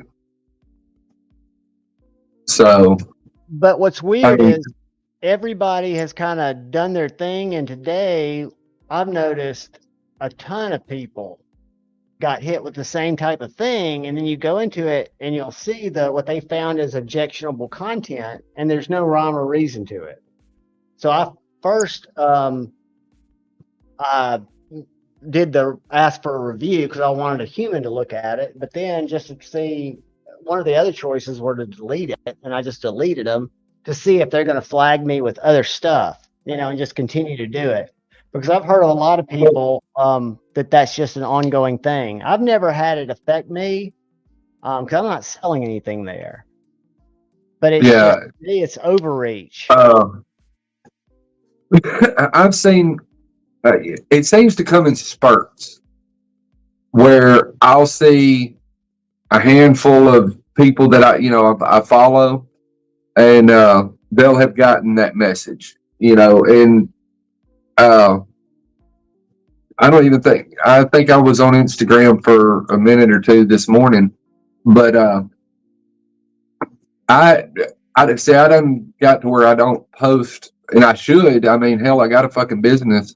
I should post on there, and but I feel like if I post, most out of whatever followers I have, 95% of them are knife related, and I feel guilty if I post my business on there. If I don't post knife or EDC related, I feel guilty, and there's nothing you can say that'll change that, John. I know that. I'm just saying. Clothes is That's how. part of EDC. I mean, is what I would just say Well, to that. but I mean, I'm just saying that's. I feel guilty if I was to do that. I don't mind posting, the stuff that I get for personal use for my for my lifestyle or whatever side of it. But to promote, because my followers aren't following me for clothes; they're following me because of knives. Uh, and it's the same thing. I mean, 90% of the people I follow are knife related. It's not clothes related. You go on my Instagram feed, it's all knives, just about. I got a hand, I do have friends like Talika. He's into knives and clothes, just like me. He's actually worse than I am. He's more like you. Uh, but he's got two vices instead of just one. But, and there's a couple of other friends, that I'll see post stuff and then post knives and stuff like that too. But, I mean, that's just the way I view my side of it. But I don't, like I said, I don't post. So Instagram really don't have a reason to block me. And I doubt anybody's saying my shit anyway. It doesn't matter. I just found it kind of odd. That's what I carry today. I got this yesterday and really like this little knife. Well, Maybe I like it so much that I want to get an S&G. This is the PT 207, so it's the smaller one. Okay. Yeah. Yeah, I've got the S&G size. I had never handled a PT. It's a 3-inch blade. This choil would probably be tight for you, but it's definitely made me want the S&G. This is more available from what I've been able to find out. All right, guys, let's see how many people have left a comment over on Brother Cheetos. Oh. I have got, let's see how many comments. But one thing about the feed, though, John, how many people do you get? I mean, I don't get feeds from anybody except those I follow. I mean, I'll get ads from fucking businesses that are related to things that I follow. Like, well, I don't get anything from knife or gun related, but like exercise equipment, I'll get fucking advertisements for exercise equipment. I'll get advertisements from Levi's as an example, just shit that I Google, to look stuff up, outside of guns and knives. I get ads for that on Instagram, but like different clothing brands and different, shoes and boot makers and stuff like that. But I never see anything from anybody that I don't already follow. Yeah, that's the whole thing. To me, it's weird that they would take the, it was kind of a nasty message. Filter users. All right. I'm trying to. That's because if you quit posting knife porn, they wouldn't have banned you. But that's all I do. And they've never done it before. That's what's kind of weird. 47 unique comments, guys. How many people do we have in here? Let's see. Well, 67? All right, I want to. Like I said, it seems to come in spurts, and you just got caught in the latest little roundup, is all it is, I think. It's very possible. I hope that's all it is. I hope it's not a bigger thing. Can y'all see that? Let me go back. Well, I mean, I think as AI is integrated more and more into, companies like Instagram and Facebook and, because they're using it on Amazon and Google and eBay and all that kind of stuff. As more and more AI gets integrated and into different search engines, I think you're going to see more of it than you're going to see less of it. I think you're right. Personally. And the reason why is, and I don't care what people think, they're looking for a dystopian,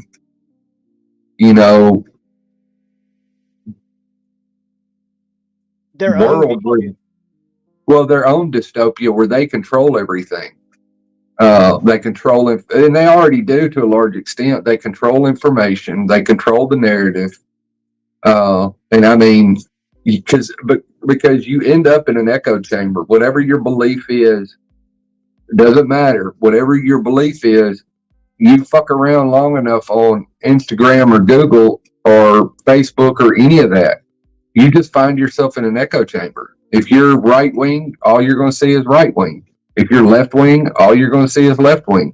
If you're Christian, that's all you're going to see. If you're a Satanist, that's all you're going to see. If you're a Muslim, that's all you're going to see. And, well, they're actually going to give you both. They're going to give you what you like and the opposing view because they want you to engage. They want you to fight it, right? I mean, it's so weird. What they're want. They're going to do what they need to do to make money. That's their ultimate goal.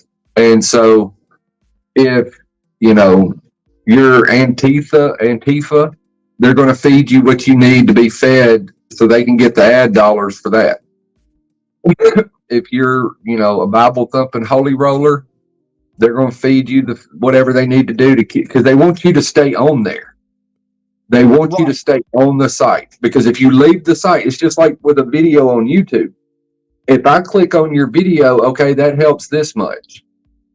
If I watch, you do a 15-minute video, I watch 5 minutes of your video, it helps this much.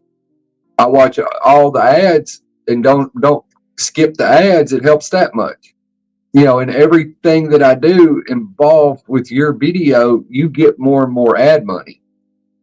And they get more and more ad money. And so engagement is what they're wanting. They're wanting you to stay glued to it, whether it's TikTok or Instagram or YouTube or any of them. And so as long as you stay active, they're going to feed you what they need to feed you to keep you active. That's true. But, the thing that frustrates me more than anything, Todd Carr, email me, brother, at NozLive2021. I think I've got you in my system, but just send it to me anyway. And I'll make sure that I get this Rough Rider out to you with a bunch of swag. And that'll be our first giveaway for the night. And that was to help our brother Cheeto out. Ground Fog, just go get you a 64 Impala. You can run over most anything with it. It won't even scratch it. And they can't shut that motherfucker off. I get in my feeds, I'll get all kinds of boobs, I guess because I'm a knife guy. But I will get no, that's because you watch too much porn. And it just translates. It just translates over to your normal Google. When you search Pornhub, it automatically shows boobs from there on. I'm going to show you my Countess Ann is still my favorite, but I'm going to show you somebody who I started following, this little hiker chick. Well, see, that's it. You just said it. You follow Countess Ann. I engage. You follow Little Fit Devil. You follow Little Fit Devil. You follow the blonde-headed chick that wrestles turtles. You follow the hiker. I mean, a lot of people knife murdery. Look at that. Look at all the people that are just getting hit with this crap. Advanced. But I'm just saying that you follow all these different jobs. Who? Screaming Pirate. See, he's showing this is what I went in and I looked at him. There was no rhyme or reason to mine, and I just deleted them all. Well, they're knives. They're knives, and. But everything on my channel's always been just knives, so it's not right. I'm just saying they ran an AI thing through the system. Is all it is they ran an AI filter through the system to pull things that they needed to stop, or in their mind they need to stop. That they need to address, or whatever you want to call it. They ran a bot through it, and the bot pulled those images that you had posted. I don't remember her channel's name, but I can't believe she hadn't shown up, because she always is just like in the feed more than ever. Well, that's because you're wanting to show her. It's something But Girl, let me see.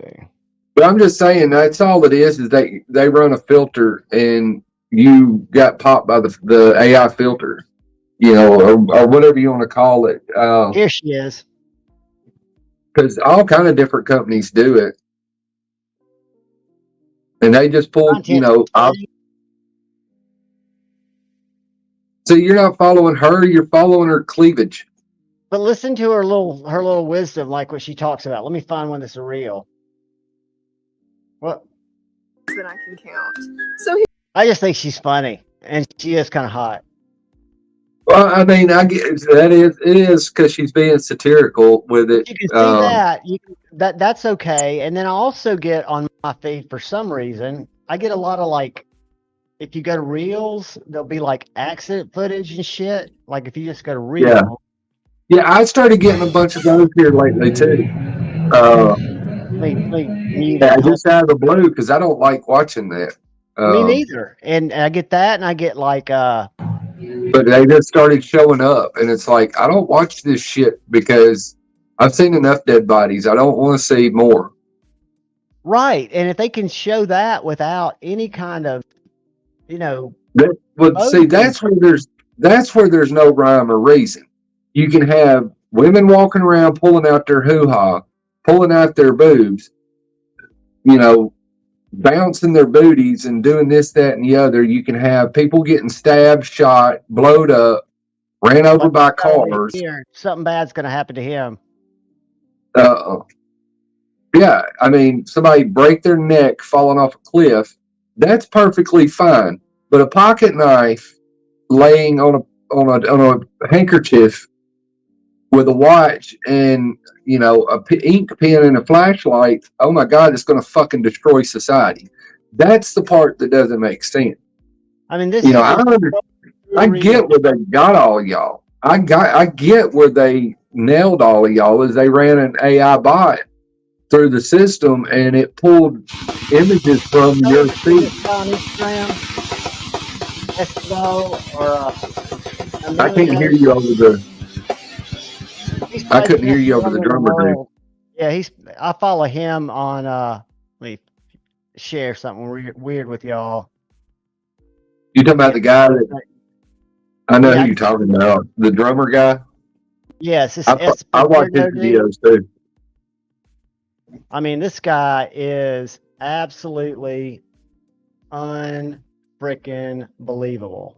The best in the world that I've ever seen. But anyway, there's the bearded guy that's like Muslim or something or Arabic. He's Spanish. He's Spanish. This guy right here.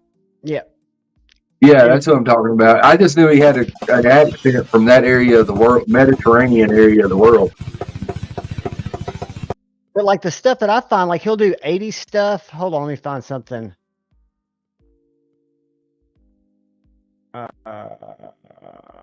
Little stuff like this I find just amazing.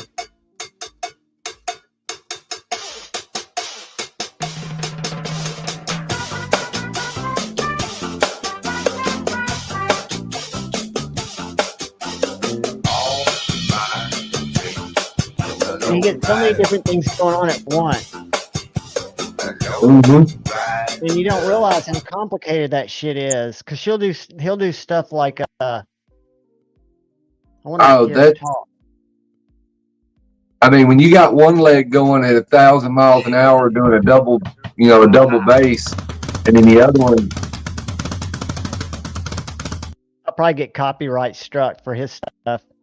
But anyway, I think he is well, you get copyright struck because he's playing like that sounded like the beginning of Hot for Teacher by Van Halen. The one that he did before was Lowrider, which is probably a copyrighted song.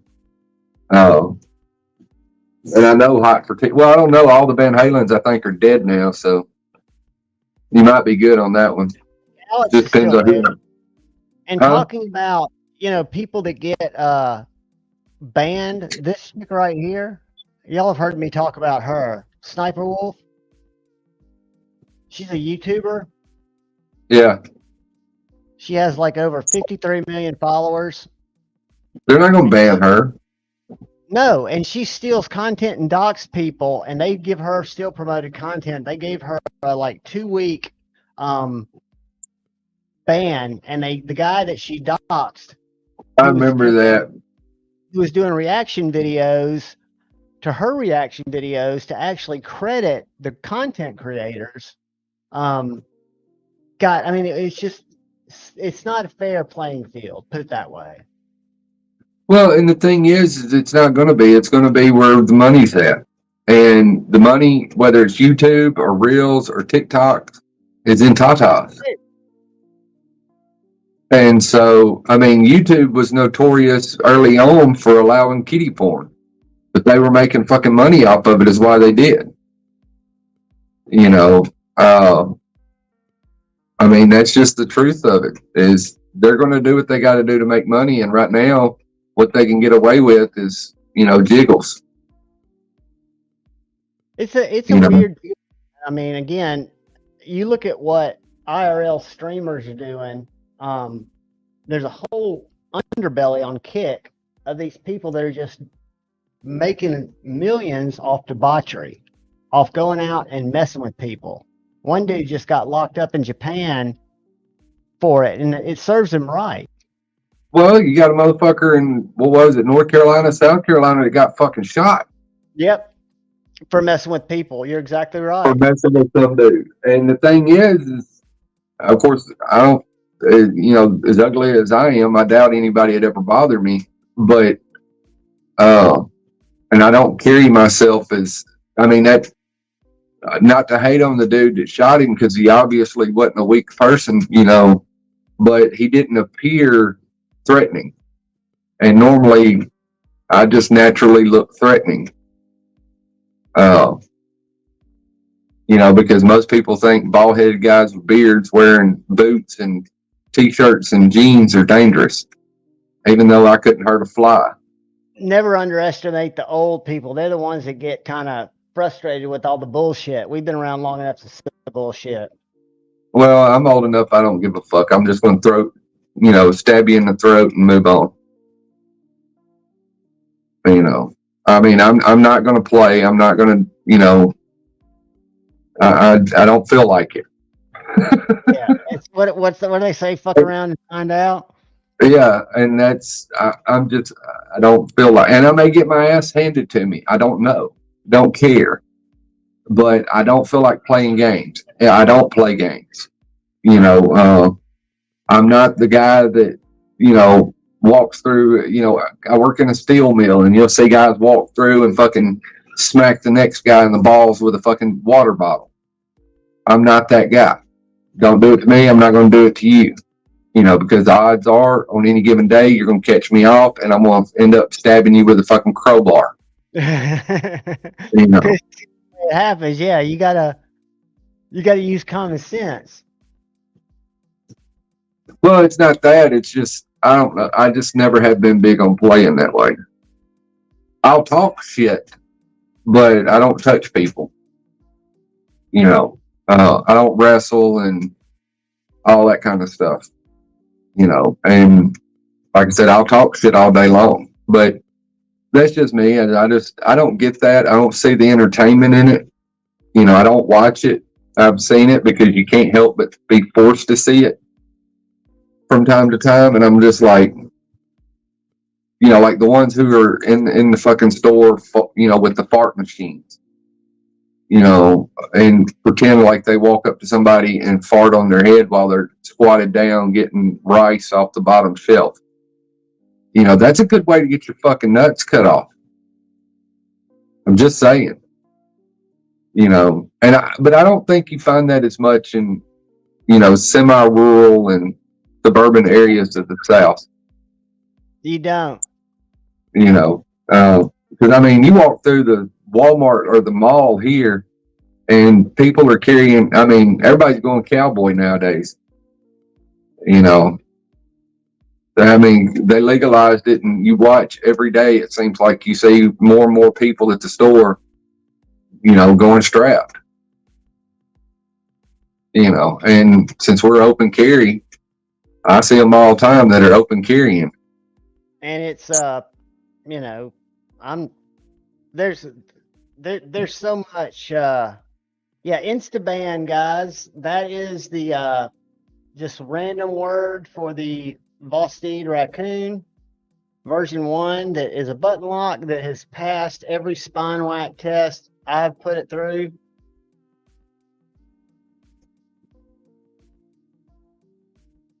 And so we are going to Instaban that one. Did Jeff get the new something obscene that is supposed to be released? I mean, he got fucked. What the last two? Not something obscene. The Evo 4.0. No, He got fucked on the last one. I figure you get fucked on this one too. he did buy a nice Demco today. But no, I saw that the Evo 4.0 dropped the other day, and the shit's all fucked up. Oh, really? Yeah, if you go into Instagram and go to Evo Rotten Designs, he's got posts about it. I can't quote you exactly what it is, but like I'm gonna pull it up. certain designs that he did of the 4.0, he's trying to, and he may have posted more since yesterday or day before, but he had posted that something about the order was fucked up, and like he didn't get a bunch of versions of the knife. Okay. Like different handle materials and finishes. He wasn't able to get, for some reason, his order wasn't fulfilled completely. Yeah, I mean, I think, and he uses Riot, right? No, he uses that something John's guy. Tell me what's up. He uses Custom Knife Factory out of Russia, and they use that whatever it is, something John's out of China that makes all the bootlegs. But that's where he gets his knives made. It's Custom Knife Factory. And what's more ridiculous about that is his knives cost, because they're assembled in Russia, they cost $200 or $300 more than a Riot. You know, it's bizarre. I mean, it is, but I mean, they're great knives, and they're the most sickest looking fucking knife on the planet. I mean, I'm sorry, the Evo is the baddest look, in my opinion, the baddest looking fucking knife on the planet. I will give you that. And I would love to have one. I'm just not. And I would have bought one if I'd have known he was doing another, depending on the size of the blade. I don't want no fucking 5-inch blade one, but something in the 3.5-inch range, 3.25 to 3.5, something like that, I would do. But I'm not paying the upcharge. I just want a simple one. I just want a simple one with a black blade and whatever, some people call it the group finish handle, some call it the tree bark finish handle. That's the version I want, just a simple version. But I'm not willing to pay the secondary price for one, and I keep missing the fucking. I didn't even know he did a pre-order a year ago. Have you handled this knife? Have you handled this one yet? The Kunwu Padre? Yeah, the one that looks like, it looks like a mix of an Evo and something else. Dude, it's so good. I hadn't. And it's such a I hadn't even got to handle Jeff's Evo. Have you not? We gotta all get together. All I do is work. Well, that's a good problem to have. I have not been doing any working. Well, I mean, if you started your own side hustle, you can work all the time too, like I do. I normally work I get up at 4 a.m. and I go to bed at 11. Dude. 7 days a week. I don't even sleep that much. We got 50 entries so far, guys. We got 79 people in here. This is just the random. Yeah, but when you work, see, that's the thing is I lay down, I'm usually up at 3 something, but I don't get out of bed till 4.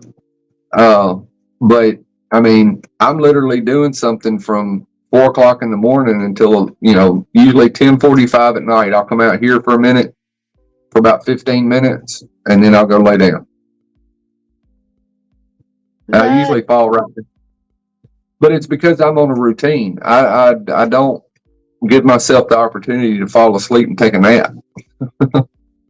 Right, I because you promise. keep yourself, you get in a routine and you make it work. Yeah. Well, I know I've got to do this. I know I've got to do that. I know I've got to do this and that, and it's just, I just go from one thing to the next thing I got to do and just keep going until I get done. And a lot of times it's, like I said, it's around, 10:30, 10:45 at night. And then I'll come sit outside for a little bit and then go lay down.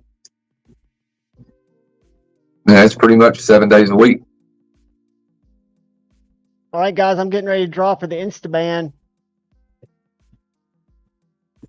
10, 9, 8, 7, 6, 5, 4, 3, 2, 1. Good luck, guys. Sunday I will sleep in till about 6. But I usually don't go to bed until like midnight or 1 on Saturday night. So Milton. I've got to write it down or I will forget. Milton, I don't know if you've won before, but I'm going to put my email in here. Guys, guess what I'm going to do? I didn't talk to Doug today. I'm going to call him tomorrow. But we're going to move Nas Live to the spring. Email me there, Mr. Milton. And but what I'm going to do, because I don't think it's ever been done before, and I've been watching these crazy IRL streamers, is I'm going to find a day to set up 4 6-hour live streams. It will be live for 24 hours straight. Nobody has to be here for 24 hours, but it's going to be a 24 hours drive awareness for knife rights. I haven't got all the, but I want to do it this year. Mind of Milton.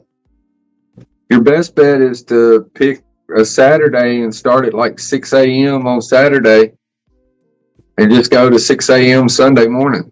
Yeah. But I don't, like I said, it would just be to, because I don't think it's been done. I'd have to break it up because YouTube, I don't think will let you stream.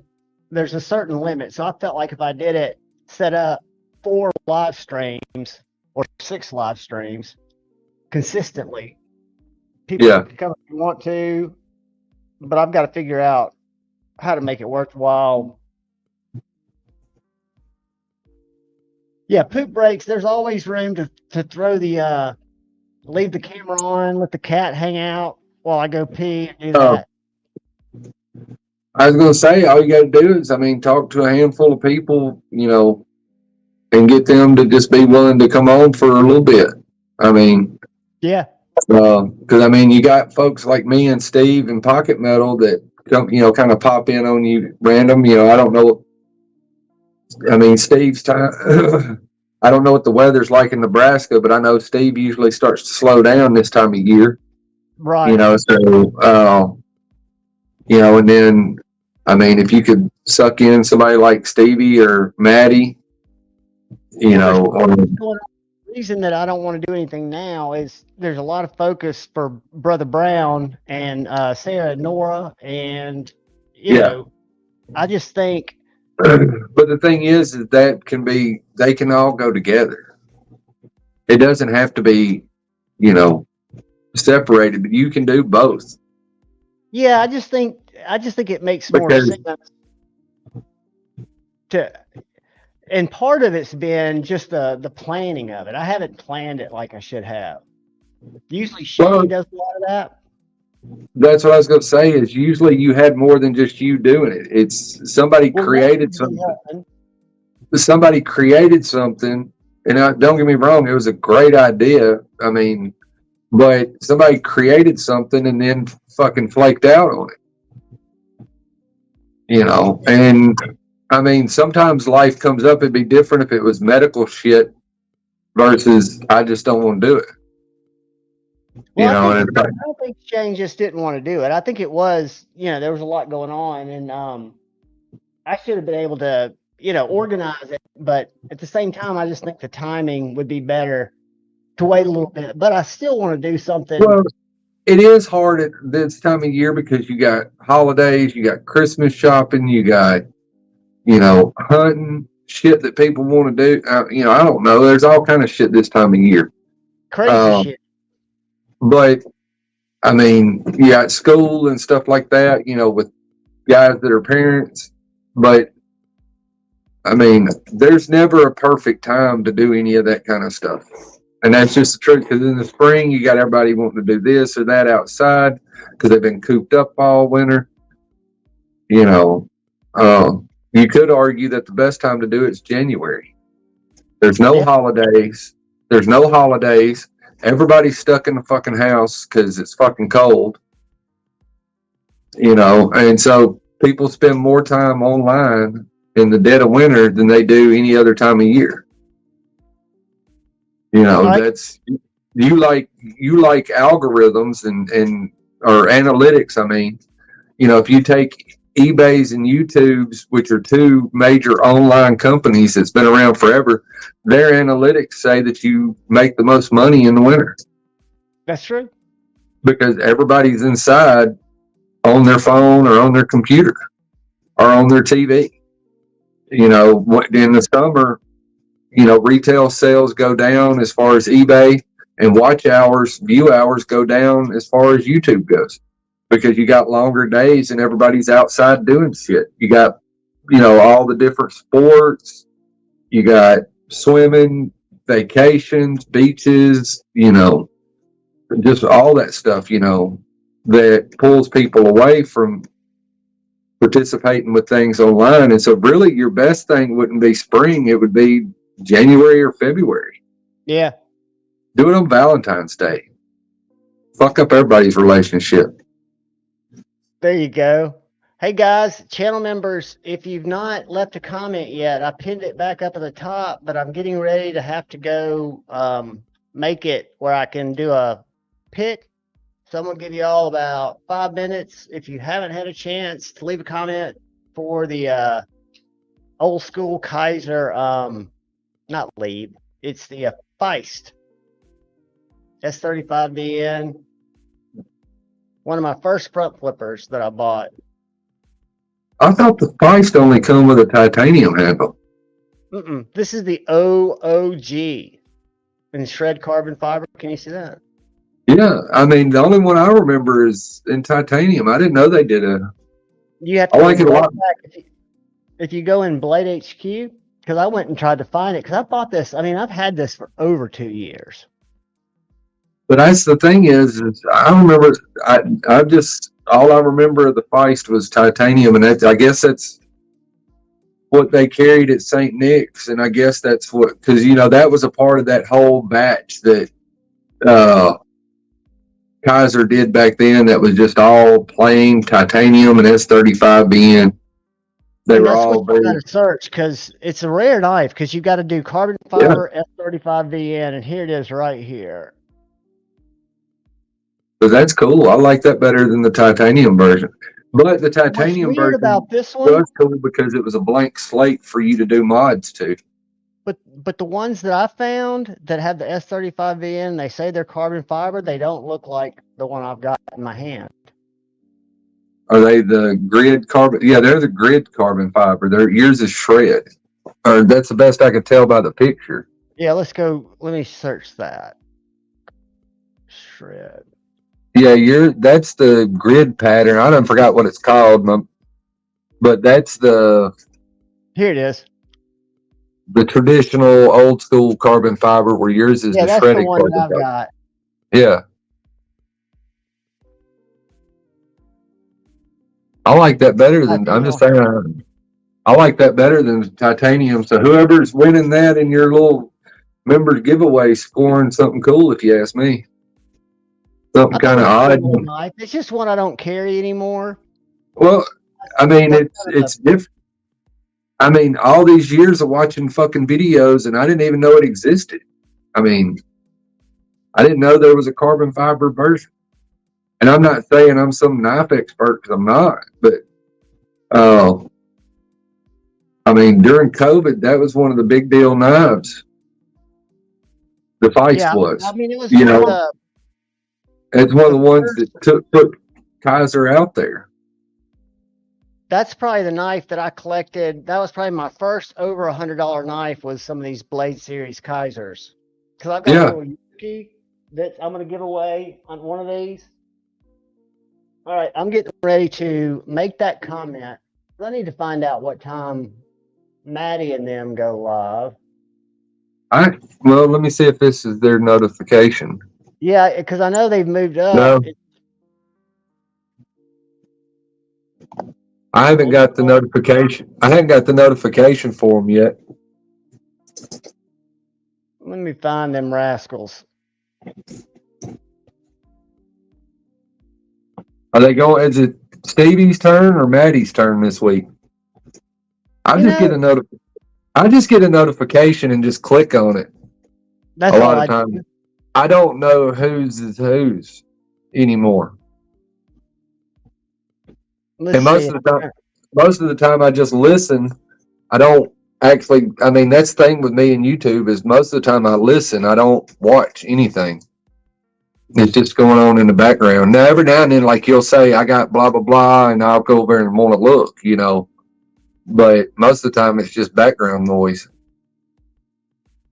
All You right, got to so say something that gets my attention. let's go to Stevie. See if it's on Sid Stevie's channel. Not because last week it was on Maddie's. And I think they switched back and forth. I thought they did too.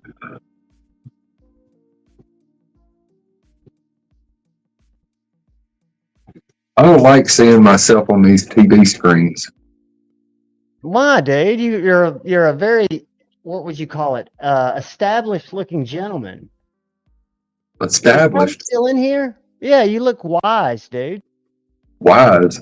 No, I'm a weasel whisperer. A wise weasel whisperer. All right, I'm gonna go into my random comment picker. I've got to change. This is always such a pain in the ass, guys. I apologize. I've got to change it to unlisted so that it will let me pull the comments. Man, it's almost impossible to find it. All right, there it is. So I need to go in here and go edit. Guys, I hope you've registered. Whoops. I didn't mean to do that. I need to go here and go unlisted. Done. Save. Copy. Link. Put the link over here. Let's see if this works, guys.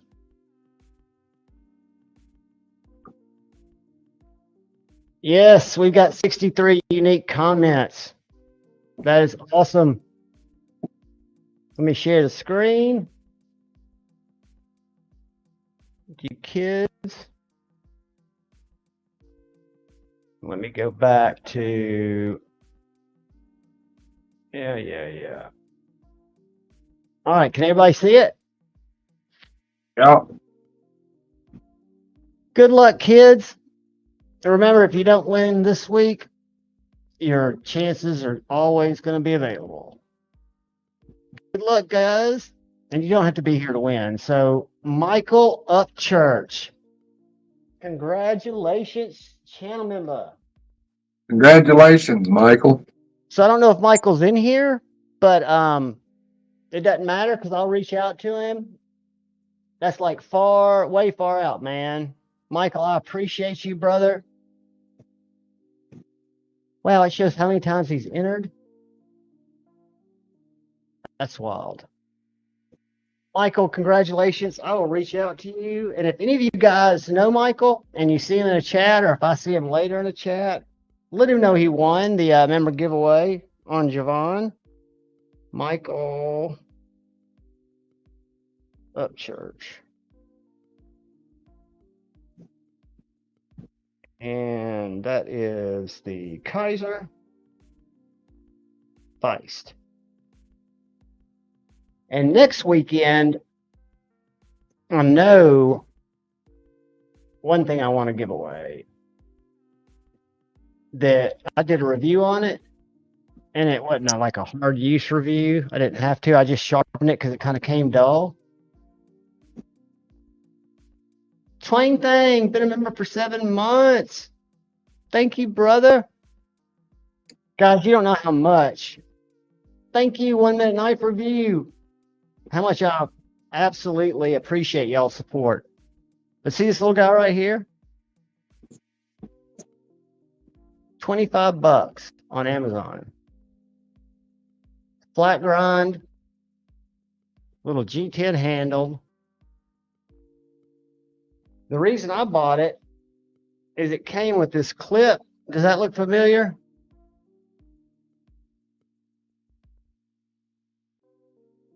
Let me show you something real quick.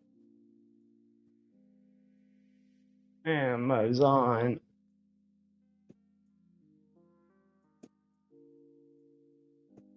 Usually it shows me that as something that thinks I want because I've looked at it so many times, but I haven't been able to bring myself to pay $35 for a clip.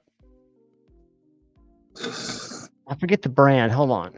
But this little knife came with kind of a, I guess you'd call it a ripoff. I just say as little as you are, I can't see it good. I'm getting old. I can't see shit. All right, let me find it and I'll show it to you guys. Was it rip off MXG clip or something? No, it's I've only seen one company make it. They must have it patented. And it's never on the front. It's like $35. They make it in a right hand and a left hand. Let me find it. Maybe I need to call it up. I know I got clips in there that cost more than $35. Well, this is a holster, I think. Hold on. Oh, you're talking about the sheath and everything. Well, no, it's just the clip. It's just a little metal part that let me find this. I'm gonna share it with y'all so y'all can see the struggle is real. And what's fucked up about Amazon's those another algorithm thing that'll just jack you up. Oh yeah. That thing is, I've bought these pocket clips in the past and never freaking use them. I always go back to the factory ones. Because I like low profile, or not low profile clips, but I don't want them sticking up off the handle 10 feet. And I don't like titanium clips. Well, these are this is a fix. This one right here. See that guy? Yeah. And they make them right-handed and left-handed. It's the only, and they're made to wear it like that. I always do it internal. I mean, there's nothing wrong with it, but it looks like a lot of shit. Yeah, and then the one, let me go to my orders. Hold on. Orders. And this little knife was $25. And it comes with a clip that's very similar to that.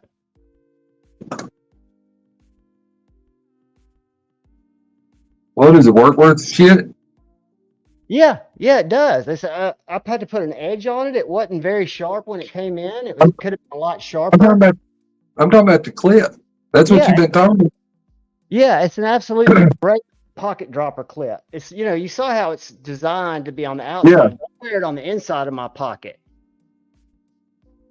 Well, yeah, I mean, that's the thing about the clip is it clip on the inside or the outside of your pocket, and it comes with a little neck knife or chain too. So I'm gonna give this away next week.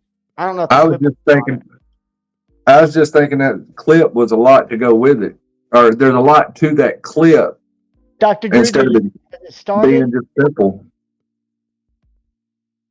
Thank you, brother. What? Let me put a link in here for said faction. It's on Maddie's channel. Hold on.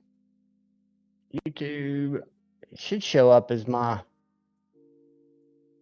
There it is. I never got a notification. It's not live yet. Do a time. Oh, I never got the notification. Let me see how many minutes. Let me click on it. Hold on. Oh, it's 26 minutes.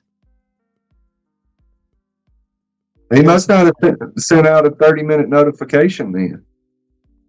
T-minus 25. So, guys, I'm going to drop the link.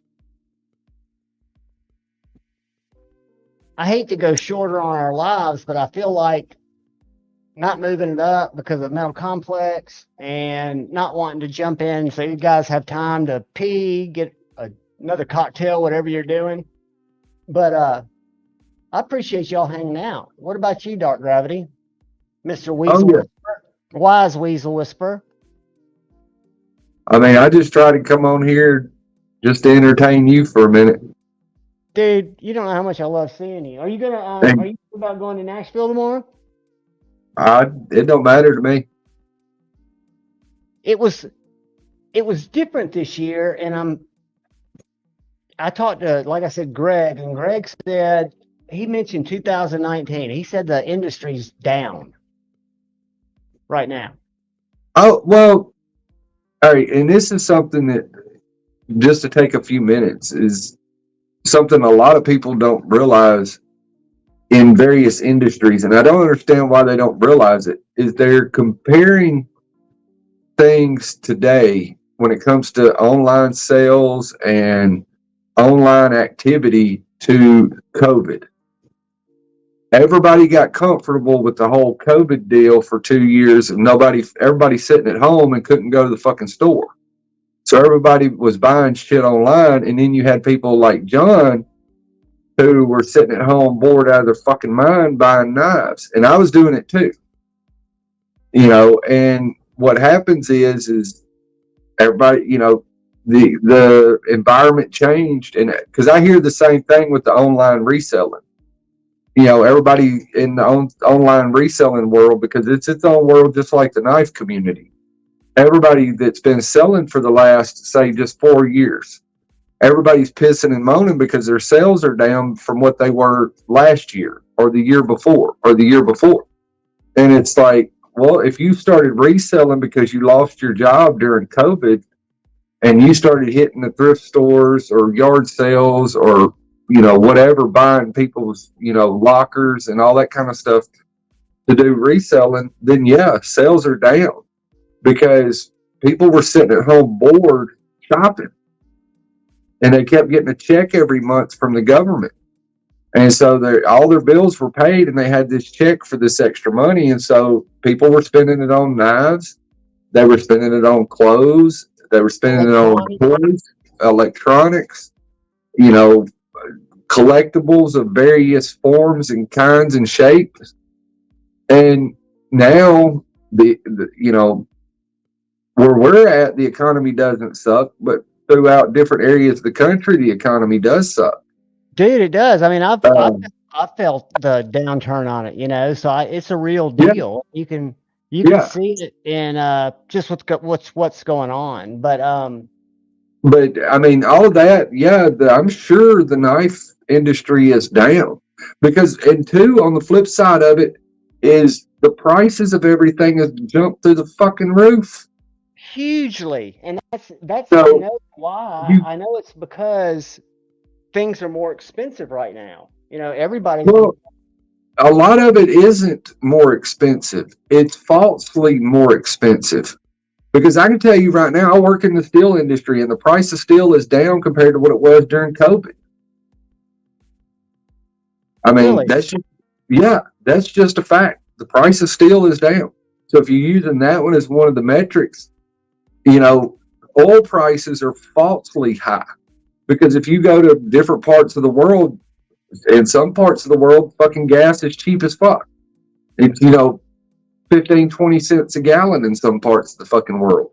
It just all depends on where you're at. And the government uses all of that to control, the same reason they use interest rates. They use the interest rates and raise interest rates to keep people from buying shit and to stagnate the economy because they are afraid that it will go into a depression. And so they use it to slow down spending because, I mean, there is a level of truth to it. But a lot of the economic issues, don't get me wrong, the shit going on in Eastern Europe and things of that nature do affect it to some degree. But a lot of it is, just government manipulation and business manipulation. You know, oil companies, I'm they convinced tax the rich. government out there, kind of a global corporation type deal, is what we're dealing with. Well, I mean, like right now, where I work at, we are booked out through the rest of the year, the first quarter of next year, completely booked. At And we capacity. have beyond capacity. And we have orders still coming in daily. You know, and so as far as the construction industry and the car industry, because that's the two things we supply, primarily is the construction industry and the auto industry. Apparently they're bullish because they're buying the fuck out of the shit, beyond what we can produce. Before I've got it, buddy, and I'll get you out hopefully tomorrow. But anyway, my whole point is that, okay, things have gone up in price, but have they went up 100% in price? I mean, 50% in price? That's just hard for me to imagine. Is that, you know, something you could buy for $200, you know, 2 years ago is now $350, $400. That's the part that's hard for me to swallow. I mean, you've got some, you know, that only did minor increases, like Chris Reeve, you know, but, and then, you know, some of your Chinese companies really haven't, but they make their money on people, you know, buying boutique knives, you know, the short sprint runs and things of that nature, you know, but there's so much in the knife community that the prices have gotten just ridiculous. And so, yeah, that's going to cause a downturn. You know, that's just the truth of it. It's a fact. You got a war going on that's pulling titanium and steel out of the, you know, the knife industry. That's, you know, who are you going to sell your titanium to? The government that's going to pay 3 times as much, or the, you know, Greg Medford down the street? You're going to sell it to the government, who's going to pay 3 times the amount of money for it. That's right.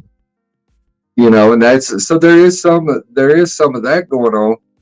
But I mean, like I said, the prices to me have just gotten, with some of it, for the quality. I need to throw that in there. The quality doesn't match the price to me, with a lot of them. Not all of them, but there's a lot out there. The quality just doesn't match the price. And there's also a lot smarter buyer. A lot of people know now in the knife community that $100 upcharge for M390 is not justifiable. You know, and so there a lot, you know, it seems to be, there's a lot more people that are fine with S45BN for $50 to $75 less. I know I am, you know. I don't know what Crucible has done, but it seems that most of the MagnaCut makers are fairly reasonable. You know, there's some that are a little ridiculous, but I mean, in general, you can get a MagnaCut knife for, hell, it seems like what you can get S35BN for, just about. And I'm being figurative with that. I'm not being literal, you know, but you're not getting $100 upcharge for MagnaCut. Or at least the makers I'm looking at. You know, I'm not looking at, you know, a lot of the mainstream makers. I'm looking at a lot of the smaller companies, the mom and pop knife makers, is who are more interesting to me. What's up, brother? But like I said, that's just, you know, you can get, I mean, they gouged us for so long with the whole fear of missing out and hype beast and all that kind of stuff. I think there's some repercussions from it. Yeah, I think. But I mean, right. I don't even know, was the show worth going to? I mean, you got a couple of knives last year, you didn't buy shit. It wasn't. You know, it was interesting to see Greg sitting at a table by himself with nobody around it. it was, I mean, to me, it was very anticlimactic. It was like the least, and it wasn't because there were less people there, I don't think. It was just Well, different. well, the thing is, and this is just a kind of a question. Are you subconsciously comparing it to Blade Show? No, because for me, I always liked Nashville as much because you had more access to people. Yeah. I had a 30-minute conversation with Andrew Dimko today, and he confirmed that the little Flytanium arcade's made in the same factory that the 20.5 is. Because Well, he that was obvious. yeah. So, I don't know, dude. I didn't see a lot there. I went with a couple things in mind, but Microtech was there. Nothing exciting that I was expecting to see. Protech's not there this year because they had the, I guess, California Knife Show, and Demco won't have anything tomorrow. They were probably sold out before most of the people came in for the regular, post VIP. Yeah. It's just crazy. Oh. I mean, I don't know how much money they walked out of there with, but it was a shitload. Well, guys, I'm going to let y'all all go so we can get over to Satisfaction, so I don't hold you too late. I mean, that's the thing with a lot of it is there's a lot of hype behind it and things of that nature. It's like I told you, the only thing I was interested in going for, and I haven't heard you mention him, so I'm guessing he probably didn't show up, even though he keeps putting his name on the roster, is Emerson. Emerson was there. They were there. Oh, he was? All they had, the only A100s they had, because Jeff was going to get one, were serrated. I don't do serrated. Emerson was there, but they didn't have a lot of product.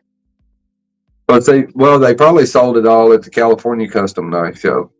I think that's what, in my opinion, that is probably the dynamic that feels different, is that there was a show a week ago. Yeah, but the thing is it was a completely different group of people. Yes, the dealers were the same. But right, their audience is different, but I think their audience is completely different. The last few years, they haven't had to, be at a show one week and then be at a show the next week. That's what they did, and so you would think. Well, I mean, like with Nashville, it's kind of split with more East Coast, Middle America knife makers, because they, I know or at least the ones I've talked to, most of them are, Virginia, North Carolina, New York, Pennsylvania, Ohio, that area, Tennessee, itself, that kind of deal. That's where most of the makers I've ever talked to there are from, is, east of the Mississippi kind of deal. It's what's up? Good morning, brother. It's just kind of a secondary regional show for the East Coast folks.